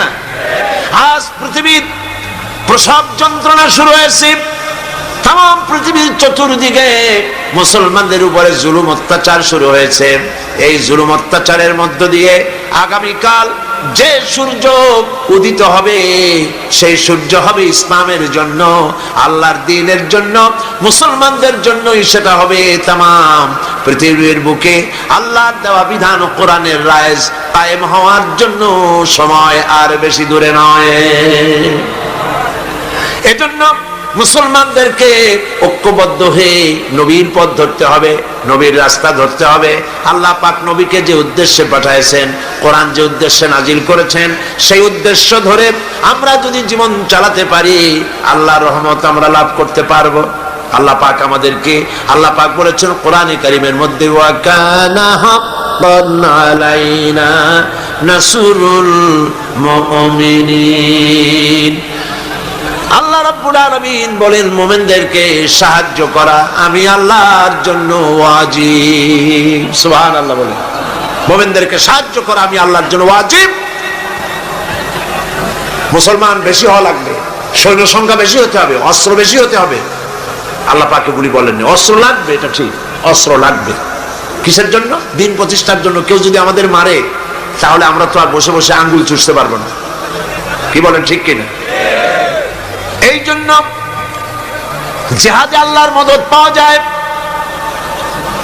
মুসলমানেরা আল্লাহর দেওয়া বিধান কায়েমের জন্য যদি চেষ্টা চালায়, আল্লাহ পাক বলেছেন, ওয়ালা তাহিনু ওয়ালা তাহজানু ওয়া আনতুমুল আলাউনা ইন কুনতুম মুমিনিন।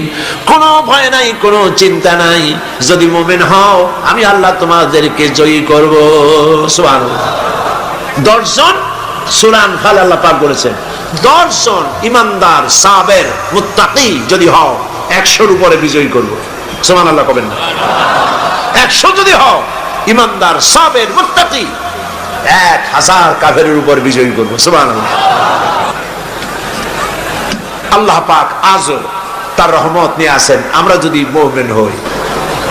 বদরের মাঠে, জিহাদের ময়দানে একজন সাহাবী বলছেন, ইয়া রাসূলুল্লাহ, জিহাদের ময়দানে সবাই নেমে গিয়েছে, আমি একজন যুবক মানুষ, মুসলমান, আমার কাছে কোনো অস্ত্র নাই, মেহেরবানি করে একটা অস্ত্র দেন, আমি জিহাদে শরীক হয়ে যাই। হুজুর বললেন, আমার কাছে অস্ত্র নাই। তিনি বললেন, ইসলামের এই প্রথম জিহাদে আমি কি করে নীরব দর্শকের ভূমিকা পালন করি, যা পারেন তাই দেন আপনার হাত দিয়া। নবীজি এদিক ওদিক তাকায়া একটা শুকনা খেজুরের ডাল পেলেন, শুকনা খেজুরের ডালটা ধরাই দিলেন সাহাবীর হাতে। সাহাবী বলেন, নবীজির হাতের দেওয়া শুকনা খেজুরের ডাল দিয়া জিহাদের ময়দানে ঝাঁপিয়ে পড়লাম। ধারালো তরবারি দিয়ে আঘাত করলে যেমন কাম হয়, নবীর দেওয়া শুকনা খেজুরের ডাল দিয়ে আঘাত করার সঙ্গে সঙ্গে কাফের দ্বিগণ্ডিত হয়ে পড়তে লাগলো। কবি বলছেন, ফিজাই বদরি পয়দা কোন ফেরেশতে তেরি নুসরত কো, ফিজাই বদরে পয়দা কোন ফেরেশতে তেরি নুসরত কো, उतर सकते गर्दू से कतर अंदर कतर अब्बी। বদরের মুসলমানের মতো ঈমান আজ যদি তোমাদের ভিতরে থাকে, আল্লাহ রাব্বুল আলামিন কাতারে কাতারে ফেরেশতা তোমাদের সাহায্যের জন্য নামায়া দিবে। সুতরাং আপনাদের যুদ্ধ, যেমন আপনারা যুদ্ধ করেন দেশ দখল করে, সেই দেশে নিজের ক্ষমতা চালু করে ক্ষমতার ব্যাপ্তি পরিধি আরো বাড়াবার জন্য ইসলাম এভাবে লড়াই করে না। ইসলাম চায় পৃথিবীর মানুষ আল্লাহর মানুষের উপরে আল্লাহর আইন কায়েম করার জন্য তারা চেষ্টা চালায়। এই চেষ্টায় যদি কেউ সশস্ত্র বাধা দেয়, সেই বাধার মোকাবেলা ইসলাম করে জিহাদের নামে। মুসলমানেরা জিহাদের নামেই সেটা করে, ঠিক? সেই জন্য ইসলামকে ভুল বুঝাবার কোনো কারণ নাই। আমি আবারও সিলেটের সমস্ত মুসলমান ভাইদের বলি, আপনারা পৃথিবীর চতুর্দিকে ছড়িয়ে আছেন, ইউরোপে, আমেরিকায়, মধ্য এশিয়ায়, আফ্রিকায়, দুনিয়ার চতুর্দিকে আপনারা আছেন। আপনারা মানুষের কাছে যান, দ্বীনের দাওয়াত নিয়ে ছড়িয়ে পড়ুন, মানুষকে বুঝান ইসলামের মধ্যে সন্ত্রাস নাই, সাম্প্রদায়িকতা নাই। ইসলাম আল্লাহর দেওয়া দ্বীন প্রতিষ্ঠা করতে চায়। মুসলমানেরা পৃথিবীর সব থেকে বেশি শান্তিকামী, তারা মারামারিতে, হত্যা, জিঘাংসায় বিশ্বাস করে না। এই কথাগুলি মানুষকে বুঝান। নামাজ পড়ুন, দিনদার হন, ইমানদার হন, পরেজগার হন। আল্লাহ পাক যেন আমাদের তাই বানান, বলেন আমিন। প্রতি বছর আমি নামাজের কথা আপনাদের সামনে বলি, আজও না বলে পারি না, কারণ শুধুমাত্র ওয়াজ শুনলে হবে না। নামাজ হলো ফাউন্ডেশন। নামাজ কি? ফাউন্ডেশন। নামাজ নামাজ লা দীনা লিমান লা সালাতা লাহু। যার কাছে নামাজ নাই তার কাছে দিন নাই, ঈমান নাই, চরিত্র নাই, কিছুই নাই। 5 ওয়াক্ত নামাজ জীবনে আর ছাড়বো না, ওয়াদা করতে পারবেন?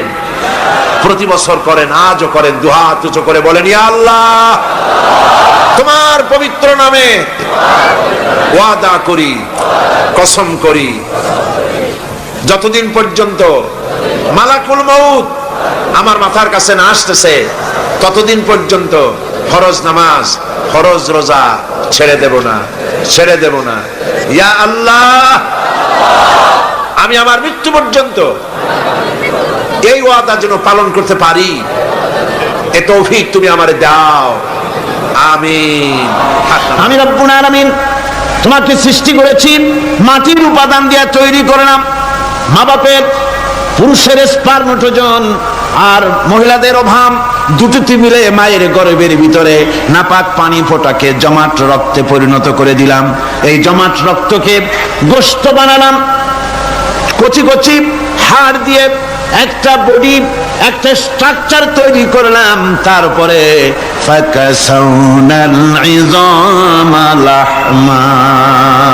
গোশত দিয়ে, রক দিয়ে, চামড়া দিয়ে সুন্দর করে ছাউনি দিয়া মায়ের গর্ভের ভিতরে আমি আল্লাহ রব্বুল আলামিন তোমাকে বানাইছি।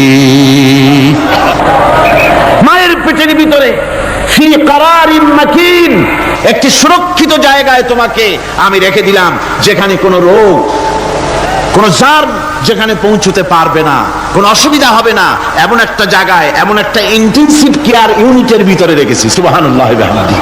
একটা ইন্টেনসিভ কেয়ার ইউনিট, যেখানে কোন রকমের কোনো জার্ম প্রবেশ করে বা করবার কোনো ক্ষমতা নাই কারো। এমন একটা যে একটা প্যাকেট, সুন্দর একটা প্যাকেট, একটা কভারের মধ্যে তোমাকে তৈরি করা হলো মায়ের পেটের মধ্যে। আল্লাহ পাক বলছে, খালাকাল ইনসানা আল্লামাহুল বায়ান। আমি মানুষকে সৃষ্টি করেছি। কেমনে সৃষ্টি করলাম তা তো এতক্ষণ বললাম। এইভাবে করে মানুষ সৃষ্টি করেছি। দেখো, তোমার নিজের দিকে তাকাও। ফালইয়ানজুরিল ইনসানু মিম্মা খুলিক। কিভাবে মানুষ তোমাকে সৃষ্টি করা হলো একবার তাকায় দেখো, তোমার শরীরের দিকে একটু তাকায় দেখো তো, কেমনে আমি বানাইলাম, কিভাবে তৈরি করলাম। লক্ষ্য করো, এই যে মাথা, এই মাথাটার ভিতরে আছে কি? মগজ, ব্রেইন। বিজ্ঞানীরা বলেছেন এতে 1000 মিলিয়ন নার্ভ সেলস আছে এর মধ্যে। 1000 মিলিয়ন নার্ভ সেল। সেল হচ্ছে CELL, সেল। সেল মানে কোষ। এই 1000 অনুভূতি কোষ, 1000 মিলিয়ন অনুভূতি কোষ রয়েছে মাথার ভেতরে। মস্তিষ্কের এসব কোষগুলি, এসব সেলগুলি, তার মধ্যে আবার আছে নার্ভ ফাইবার, অর্থাৎ সূক্ষ্ম সূক্ষ্ম নার্ভ সুতা। সমগ্র শরীরের মধ্যে তা ছড়িয়ে দেওয়া আছে। এই সূক্ষ্ম সুতার মাধ্যমে ঘন্টায় 70 মাইল বেগে শরীরের প্রত্যেকটা অঙ্গ প্রত্যঙ্গের খবর মস্তিষ্কের মধ্যে চলে যায়। সুবহানাল্লাহ ওয়া বিহামদিহি। আপনার পায়ে যদি কাটা ফোটে, শরীরে যদি ব্যথা লাগে, ঘন্টায় 70 মাইল বেগে সূক্ষ্ম সূক্ষ্ম যে তারগুলি আল্লাহ দিয়েছেন, ওই তারের মাধ্যমে আপনার মাথায় চলে যায়। মস্তিষ্কে গেলে পরে তড়িৎ গতিতে সিদ্ধান্ত হয় কাটা তুলতে হবে। অথবা একটা সাপ দেখেছেন, সাপ প্রথম চোখ দিয়ে দেখলেন, চোখ, এই চোখের ভিতরে আপনার 130 মিলিয়ন লাইট রিসেপ্টর আছে, অর্থাৎ বিভিন্ন দৃশ্যকে, ছবিকে ক্যাচ করার মতো 130 মিলিয়ন লাইট রিসেপ্টর, গ্রহণযোগ্য মেশিন রয়েছে চোখের ভিতরে। চোখ দিয়ে সাপ দেখলেন, চোখের ভিতরে রয়েছে আবার অসংখ্য তার। এই অসংখ্য তার ব্রেনের সঙ্গে জুড়ে দেওয়া আছে। চোখ সাপ দেখলো, 70 মাইল বেগে প্রতি ঘন্টায় এই খবর তড়িৎ প্রবাহের মতো মস্তিষ্কের ভেতরে চলে গিয়েছে। মস্তিষ্ক সঙ্গে সঙ্গে ডিসিশন দিচ্ছে, দৌড় মারো, অথবা লাঠি হাতে নাও, অথবা যে কোনো একটা পজিশন তাকে সাথে সাথে সিদ্ধান্ত দিয়ে দিচ্ছে। জোরে বলেন সুবহানাল্লাহ। এই অনুভূতি শক্তি যদি আল্লাহ পাক না দিতেন মানুষের শরীরে, পায়ের মধ্যে পাথর ঢুকলে, কাঁটা তো কাঁটা, পাথর ঢুকলেও টের পাইতাম না। আল্লাহ পাক এই ব্যবস্থা করে দিয়েছেন মস্তিষ্কের মধ্যে এতগুলি সেল, প্রত্যেকটা সেলের আলাদা আলাদা কাজ। সুখ, দুঃখ, ভালোবাসা, মোহাব্বত, আনন্দ, স্বাদ ইত্যাদি জিনিসের অনুভূতি মস্তিষ্কের ভেতর থেকেই হয়। এখানে সেগুলি রেখে দেওয়া হয়েছে। তারপরে রয়েছে এই মস্তিষ্কের ভেতরে মেমোরি, স্মৃতি, স্মৃতি শক্তি। দেখুন এই যে টেপ রেকর্ডারে ওয়াজগুলি রেকর্ড হচ্ছে, তাফসীর রেকর্ড হচ্ছে। কিছুদিন পর ওই রেকর্ডের উপরে আর একটা কথা যদি উঠান, তাহলে প্রথম কথা থাকবে? প্রথম গান বা ওয়াজ থাকবে? নষ্ট হয়ে যাবে। কিন্তু আল্লাহ রাব্বুল আলামিন আপনার আমার মাথার ভিতরে এমন এক ফিতা দিয়ে দিয়েছেন, এমন একটা মেমোরি ফিতা দিয়েছেন, যেই ফিতার ভিতরে হাজার হাজার, লক্ষ লক্ষ, কোটি কোটি সমস্ত কথাগুলি ধরবে, আপনি মুখস্থ করতে পারবেন। আগে যা মুখস্থ করেছেন, পরে মুখস্থ করলে পরে আগেরটা মুছে যাবে না। সুবহানাল্লাহ বিহামদিহি। কি সুন্দর করে মস্তিষ্কের ভেতরে এই মেমোরি শক্তিকে আল্লাহ পাক তৈরি করে দিয়েছেন। চিন্তা করলে মাথা নত হয়ে যাবে আল্লাহর দরবারে। আল্লাহ পাক বলছেন, এই জিনিস আমি তোমার মাথার মধ্যে রেখেছি। দেখুন মানুষ কত কথা বলে, কত বই পড়ে, মানুষের মাথায় যত কথা আছে সব কথা যদি লিপিবদ্ধ হয়, ভলিউম হয়ে যাবে, যা একটা লাইব্রেরিতে ধরা সম্ভব নয়। অর্থাৎ আপনার মাথাটা হচ্ছে একটা বিশ্বকোষ, আপনার মাথাটা হচ্ছে একটা বিরাট বিশ্বজোড়া লাইব্রেরি। জোরে কোন সুবহানাল্লাহ। আপনার মাথায় যা আছে তা আপনার কোনো বিল্ডিং এর মধ্যে ধরবে না, কোনো গ্রামে, কোনো দেশের মধ্যে তা ধরবে না। এত জিনিস আপনার মাথার মধ্যে আছে, ঠিক কিনা? এরপরে আল্লাহ পাক একটা চোখ আমাদের দিলেন। আল্লাহ রাব্বুল আলামিন বলেন, আলাম নাজআল লাহু আইনাইনি ওয়া লিসানান ওয়া শাফাতাইন ওয়া হাদাইনাহু নাজদাইন। আমি কি তোমাদেরকে দুটি চক্ষু আর জিহ্বা, আর তোমাদেরকে আমি কি তোমাদের দুটি চক্ষু, দুটি ঠোঁট আর জিহ্বা কি আমি তোমাদের দেই নাই, যা দিয়া তোমরা দেখতে পাও, যা দিয়া তোমরা অনুভূতি, মাথার ভিতরে অনুভূতি জাগে। এই যে দুটো চোখ দিলাম, সুবহানাল্লাহ, সুবহানাল্লাহ বলেন। কিন্তু আল্লাহ রাব্বুল আলামিন আপনার আমার কপালের নিচে 1 থেকে 3 ইঞ্চির ভিতরে এমন 2টা ফিল্ম বক্স তৈরি করে দিয়েছেন, যা দিয়ে তাকাবেন আপনি কোটি কোটি মানুষ দেখবেন, পাহাড় দেখবেন, সমুদ্র দেখবেন, সূর্য দেখবেন, চন্দ্র দেখবেন। এত কিছু দেখার পরেও চোখের ভিতরে আরো খানিকটা জায়গা ফাঁকা থেকে যায়। কি বিরাট নিয়ামত এই চোখ আল্লাহ পাক আমাদেরকে দান করেছেন। এই চোখকে হেফাজতের জন্য আবার চোখের উপরে সানসেট তুলে দেওয়া আছে, সানসেট ভুরু। আল্লাহ ভুরু লাগাই দিয়েছেন, নিচে একটু হাড় জায়গায় দিয়েছেন, উপরে সানসেট, ভেতরে চোখ, যাতে করে বল এসে লাগলে পরে চোখটা গলে না যায়, আছাড় খেলে পরে চোখটা গলে না যায়, চোখটাকে সেফ সাইডে রেখে দিয়েছেন আল্লাহ পাক সুবহানাহু ওয়া তাআলা। আল্লাহ পাকের কাছে শুকরিয়া তো আদায় করলাম না, আদায় করি। আসুন পড়ি আমরা সবাই, আলহামদুলিল্লাহি রাব্বিল আলামিন। আল্লাহ পাক বলেন, আলাম নাজআল লাহু আইনাইনি ওয়া লিসানাও ওয়া শাফাতাইন। জিহ্বা দিলাম আমি তোমাকে, এই জিহ্বার ভিতরে 3000 আস্বাদন স্তর আছে। বিজ্ঞানীরা বলেছেন একটা জিহ্বার মধ্যে 3000 আস্বাদন স্তর আছে। প্রত্যেকটা স্তরের সাথে মস্তিষ্কের সাথে তার লাগানো আছে। জিহ্বায় সব জিনিসের টেস্ট নেবেন, আর তার অনুভূতি, তার স্বাদটা ওখানে টের পাবে মস্তিষ্কের ভেতরে। এই জিহ্বা আল্লাহ পাক দান করে দিলেন মুখের মধ্যে, সুবহানাল্লাহ বিহামদিহি। সব রকমের স্বাদ পান না একরকম? জিলাপির স্বাদ একরকম, রসগোল্লার স্বাদ আর এক রকম, ছানার স্বাদ আর এক রকম, বেলের স্বাদ একরকম, তালের স্বাদ আর এক রকম, মুরগির স্বাদ একরকম, খাসির স্বাদ আর এক রকম, লট্টা ফিশের স্বাদ একরকম, শুটকির স্বাদ আর এক রকম, কোরাল মাছের স্বাদ আর এক রকম, শাকের স্বাদ আর এক রকম। হাজার হাজার খাদ্য দ্রব্যের স্বাদ এক জিহ্বা দিয়ে আল্লাহ রাব্বুল আলামিন নেওয়ার তৌফিক দিলেন। খালাকাল ইনসান, কি সুন্দর করে মানুষ বানালাম, দেখিস না, শুকরিয়া আদায় করিস না, এগুলি দেখবি আর শুকরিয়া আদায় করবি কি সুন্দর করে আমি আল্লাহ তোমাকে সৃষ্টি করেছি। শুধু তাই নয়, আল্লাহ পাক বলেন ইয়া আইয়ুহাল ইনসানু মা গাররাকা বিরাব্বিকাল কারীম।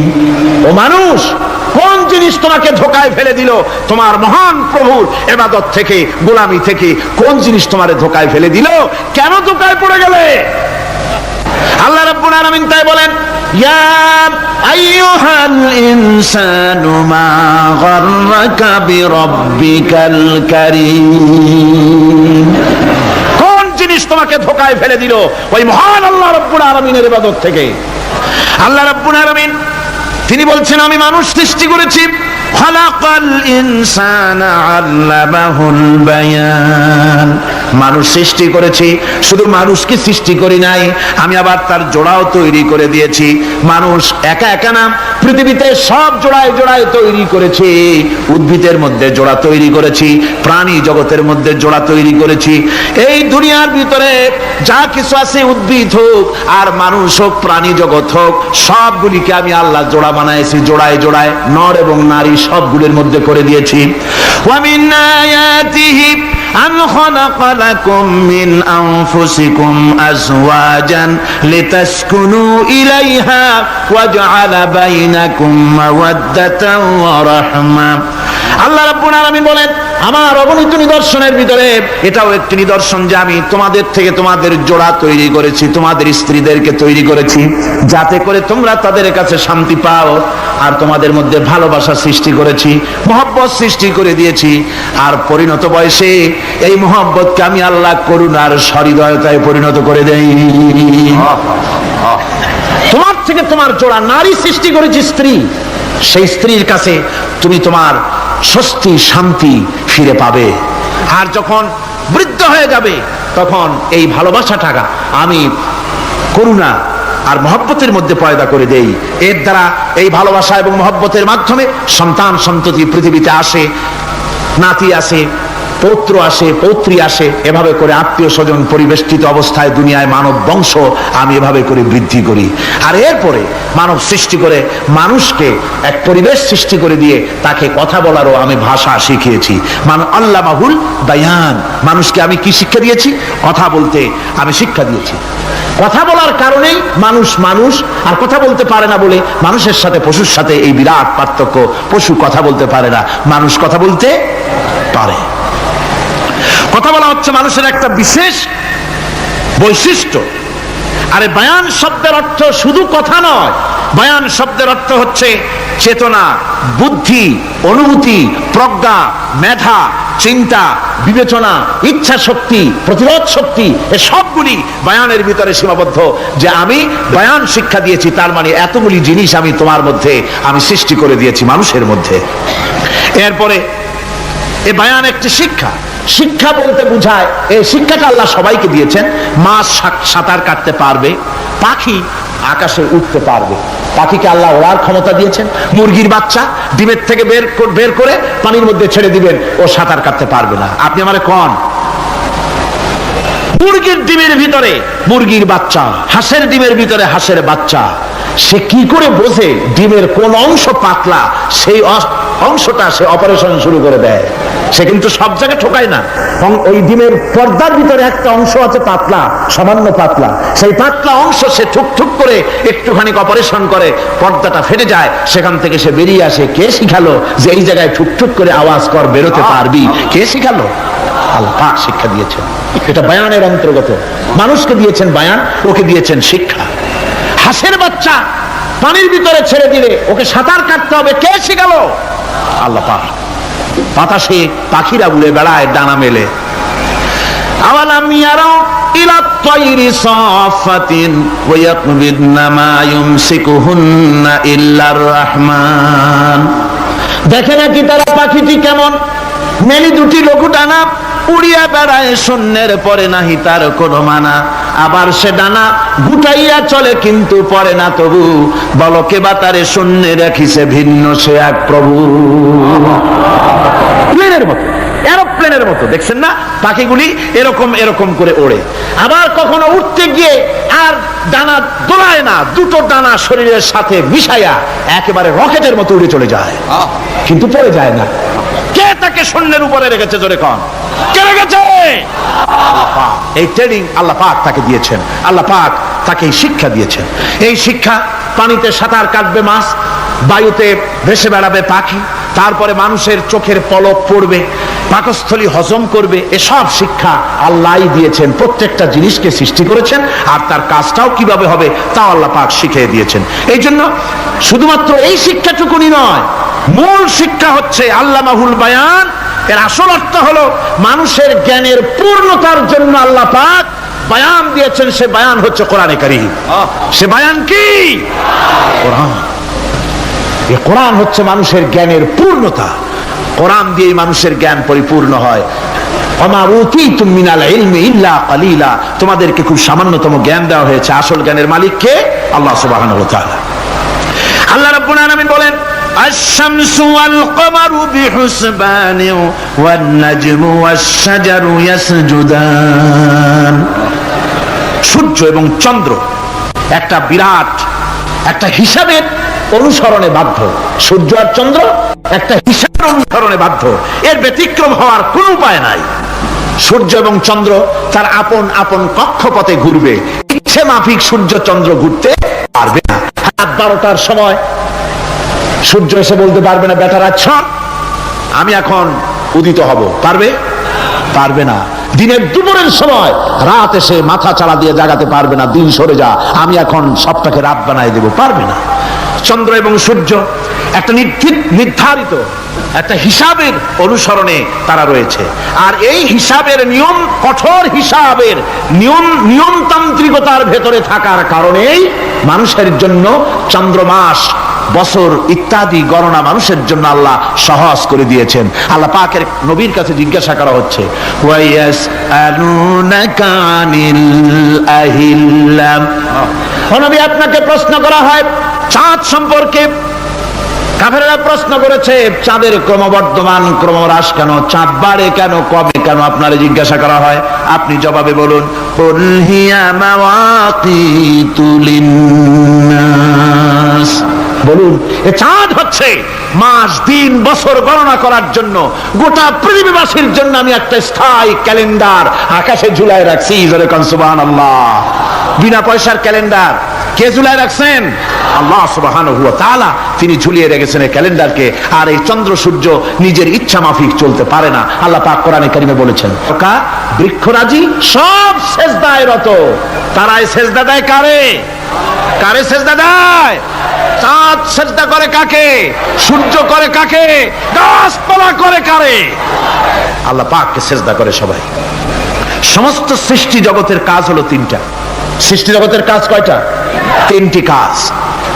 একটা কাজ হচ্ছে সৃষ্টি জগৎ মহান আল্লাহর উদ্দেশ্যে সিজদা করবে, তার হামদ করবে, তার তাসবিহ করবে। তিনটা কাজ, সিজদা করবে, হামদ করবে, তাসবিহ করবে। এই তিনটা কাজ হচ্ছে সৃষ্টি জগতের। গোটা পৃথিবীর সবকিছু আল্লাহ পাককে সিজদা করছে। কোরআনে কারিমে রব্বুল আলামিন বলেন, ওয়ালিল্লাহি ইয়াসজুদু মান ফিস সামাওয়াতি ওয়াল আরদি তাওআন ওয়া কারহান ওয়া যিলালুহুম বিল গুদুওয়ি ওয়াল আসাল। আল্লাহ পাক বলেন, আকাশে যা কিছু আছে, জমিনে যা কিছু আছে, সব কিছু আমার সেজদা করে। এমনকি গাছগুলি, গাছও আমার সেজদা করে। গাছগুলি সকাল বেলায়, গাছের ছায়া সকাল বেলায় আর বিকাল বেলায় নিজের ছায়া লম্বা করে দিয়ে আমার সামনে সেজদায় পতিত হয়ে যায়। গাছগুলি আমাকে সেজদা করে, তারকা সমূহ, চন্দ্র, সূর্য সব আমাকে সেজদা করে। ওয়ালিল্লাহি ইয়াসজুদু মা ফিস সামাওয়াতি ওয়া মা ফিল আরদ মিন দাব্বাতিন ওয়াল মালাইকাতু ওয়া হুম লা ইস্তাকবিরুন। আকাশ এবং জমিনে যা কিছু আছে আমার সিজদা করে, আমার সিজদা থেকে কেউ অহংকার করে না, অহমিকতা করে না, আমার সিজদা থেকে কেউ ফিরে যায় না, সবাই আমাকে সিজদা করে। সুতরাং ও মানুষ, আমার দরবারে সিজদায় মাথা নত করে দাও। সবগুলি আমার সামনে সিজদা করতেছে। আলাম তারা আন্নাল্লাহা ইয়াসজুদু লাহু মান ফিস সামাওয়াতি ওয়া মান ফিল আরদ ওয়াশ-শামসু ওয়াল কামারু ওয়ান নুজুমু ওয়াল জিবালু ওয়াশ-শাজারু ওয়াদ-দাওয়াবু ওয়া কাসীরুম মিনান নাস। আল্লাহ পাক বলছেন, আকাশ এবং জমিনে যা আছে সব আমাকে সিজদা করছে। চাঁদে, সূর্যতে, গাছপালায়, পাহাড় পর্বতে, সবকিছু, সমস্ত প্রাণী জগৎ পর্যন্ত, চতুষ্পদ জন্তুগুলি পর্যন্ত আমি আল্লাহকে সিজদা করে। সুবহানাল্লাহ।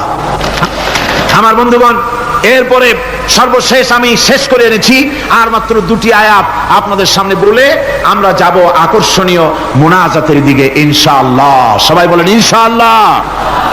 প্রিয় ভাইরা, মুনাজাত করব আমি। মুনাজাতের আদব হলো বসা। যত মুসলমান যেখানে আছেন, এত বড় মুনাজাত জীবনে আরেকটা পাবো কোনো নিশ্চয়তা নাই। কথা ঠিক কিনা? যাদের কিসমত খারাপ কেবল তারাই মুনাজাতে শরীক হইতে পারবে না, আর যাদের কপাল ভালো তারা তো পারবেই। রাস্তা বন্ধ করে দিন, যারা রাস্তায় দাঁড়াইছিলেন এতক্ষণ রাস্তায় বসে পড়েন। রাস্তায়, গাছে, ছাদে, যিনি যেখানে আছেন সব বসে আল্লাহুম্মা আমিন। রব্বানা ظلمنا أنفسنا وإن لم تغفر لنا وترحمنا لنكونن من الخاسرين। সবাই পড়ুন, ربنا ظلمنا أنفسنا وإن لم تغفر لنا وترحمنا لنكونن من الخاسرين।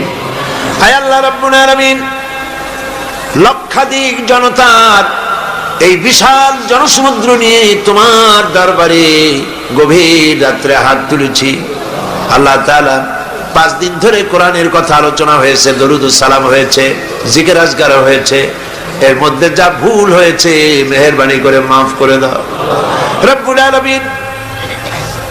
যেসব আলোচনা, দোয়া, দরুদ, নামাজ, তেলাওয়াত যা হয়েছে, তুমি খুশি হয়ে মেহেরবানি করে নবী করিম সাল্লাল্লাহু আলাইহি সাল্লামের রূহ মোবারকে পৌঁছায় দাও।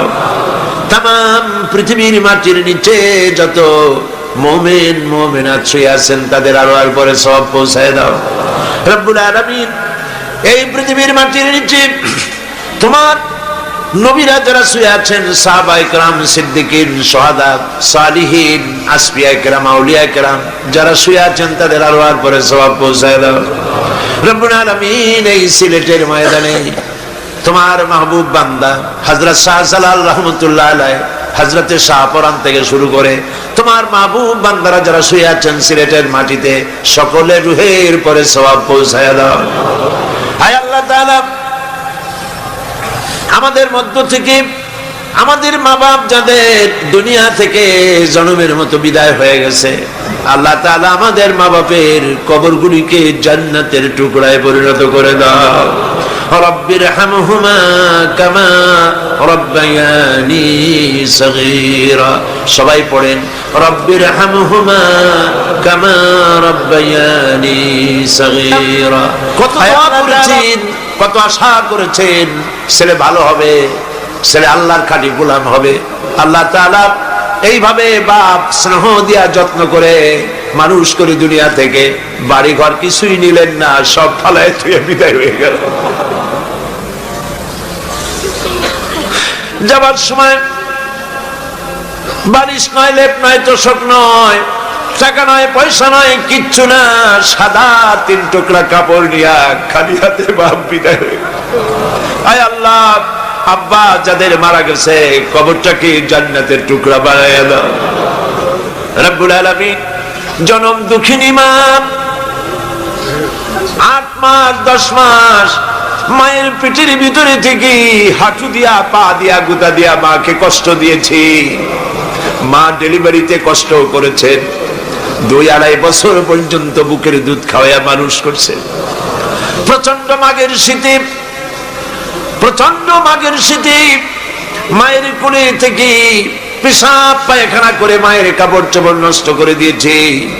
মা রাগ করে আছাড় দেন নাই, একটা থাপ্পড়ও লাগান নাই। বাইরে নিয়ে পানি দিয়ে ধুয়ে সাফ করে কান্না মুখে শত চুমা দিয়া হাসি ফুটাইছেন যে মা, ওই মা যার বিদায় হয়ে গেল, কবরটাকে বেহেশতের বাগান বানাইয়া দাও। রব্বির হামহুমা কামা রব্বায়ানি সগীরা। আবারও পড়েন, রব্বির হামহুমা কামা রব্বায়ানি সগীরা। আয় আল্লাহ তাআলা, আমাদের দাদা দাদি নানা নানি আত্মীয় স্বজন পাড়া প্রতিবেশী যার যা মারা গেছে প্রত্যেকের রুহের পরে সওয়াব পৌঁছায় দাও রব্বুল আলামিন। তাম পৃথিবীর বুকে মুসলমানেরা বড় এতিম অসহায়, দেখার মতো কেউ নাই। আল্লাহ, আমরা মার খাচ্ছি চতুর্দিকে, আমরা বুঝতে পেরেছি আমরা অপরাধী, আমরা গুনাহগার, আমরা মার খাওয়ার উপযুক্ত হয়েছি। রব্বুল আলামিন, আয় আল্লাহ তাআলা, তুমি আজ তোমার আরশে আজিম থেকে সিলেটের মাদ্রাসার মাঠের দিকে তাকাও, রহমতের নজর দিয়া তাকাও। আরশে আজিম থেকে রহমতের নজরে তাকায়া দেখো সিলেটে তোমার বান্দা বান্দিরা কিভাবে কাঁদতেছে। শয়তানের ওয়াসওয়াসায় পড়ে আমরা গুনাহ করেছি, আজকে বিনীতভাবে ক্ষমা চাই, মাফ করে দাও। আল্লাহুম্মা হাব্বিব ইলাইনাল ঈমান وزينه في قلوبنا وكره إلينا الكفر والفسوق والعصيان واجعلنا من الراشدين ربنا تقبل منا إنك أنت السميع العليم وتب علينا إنك أنت التواب الرحيم سبحان ربك رب العزة عما يصفون وسلام على المرسلين الحمد لله رب العالمين واجعل آخر كلمتنا عند الموت لا إله إلا الله محمد رسول الله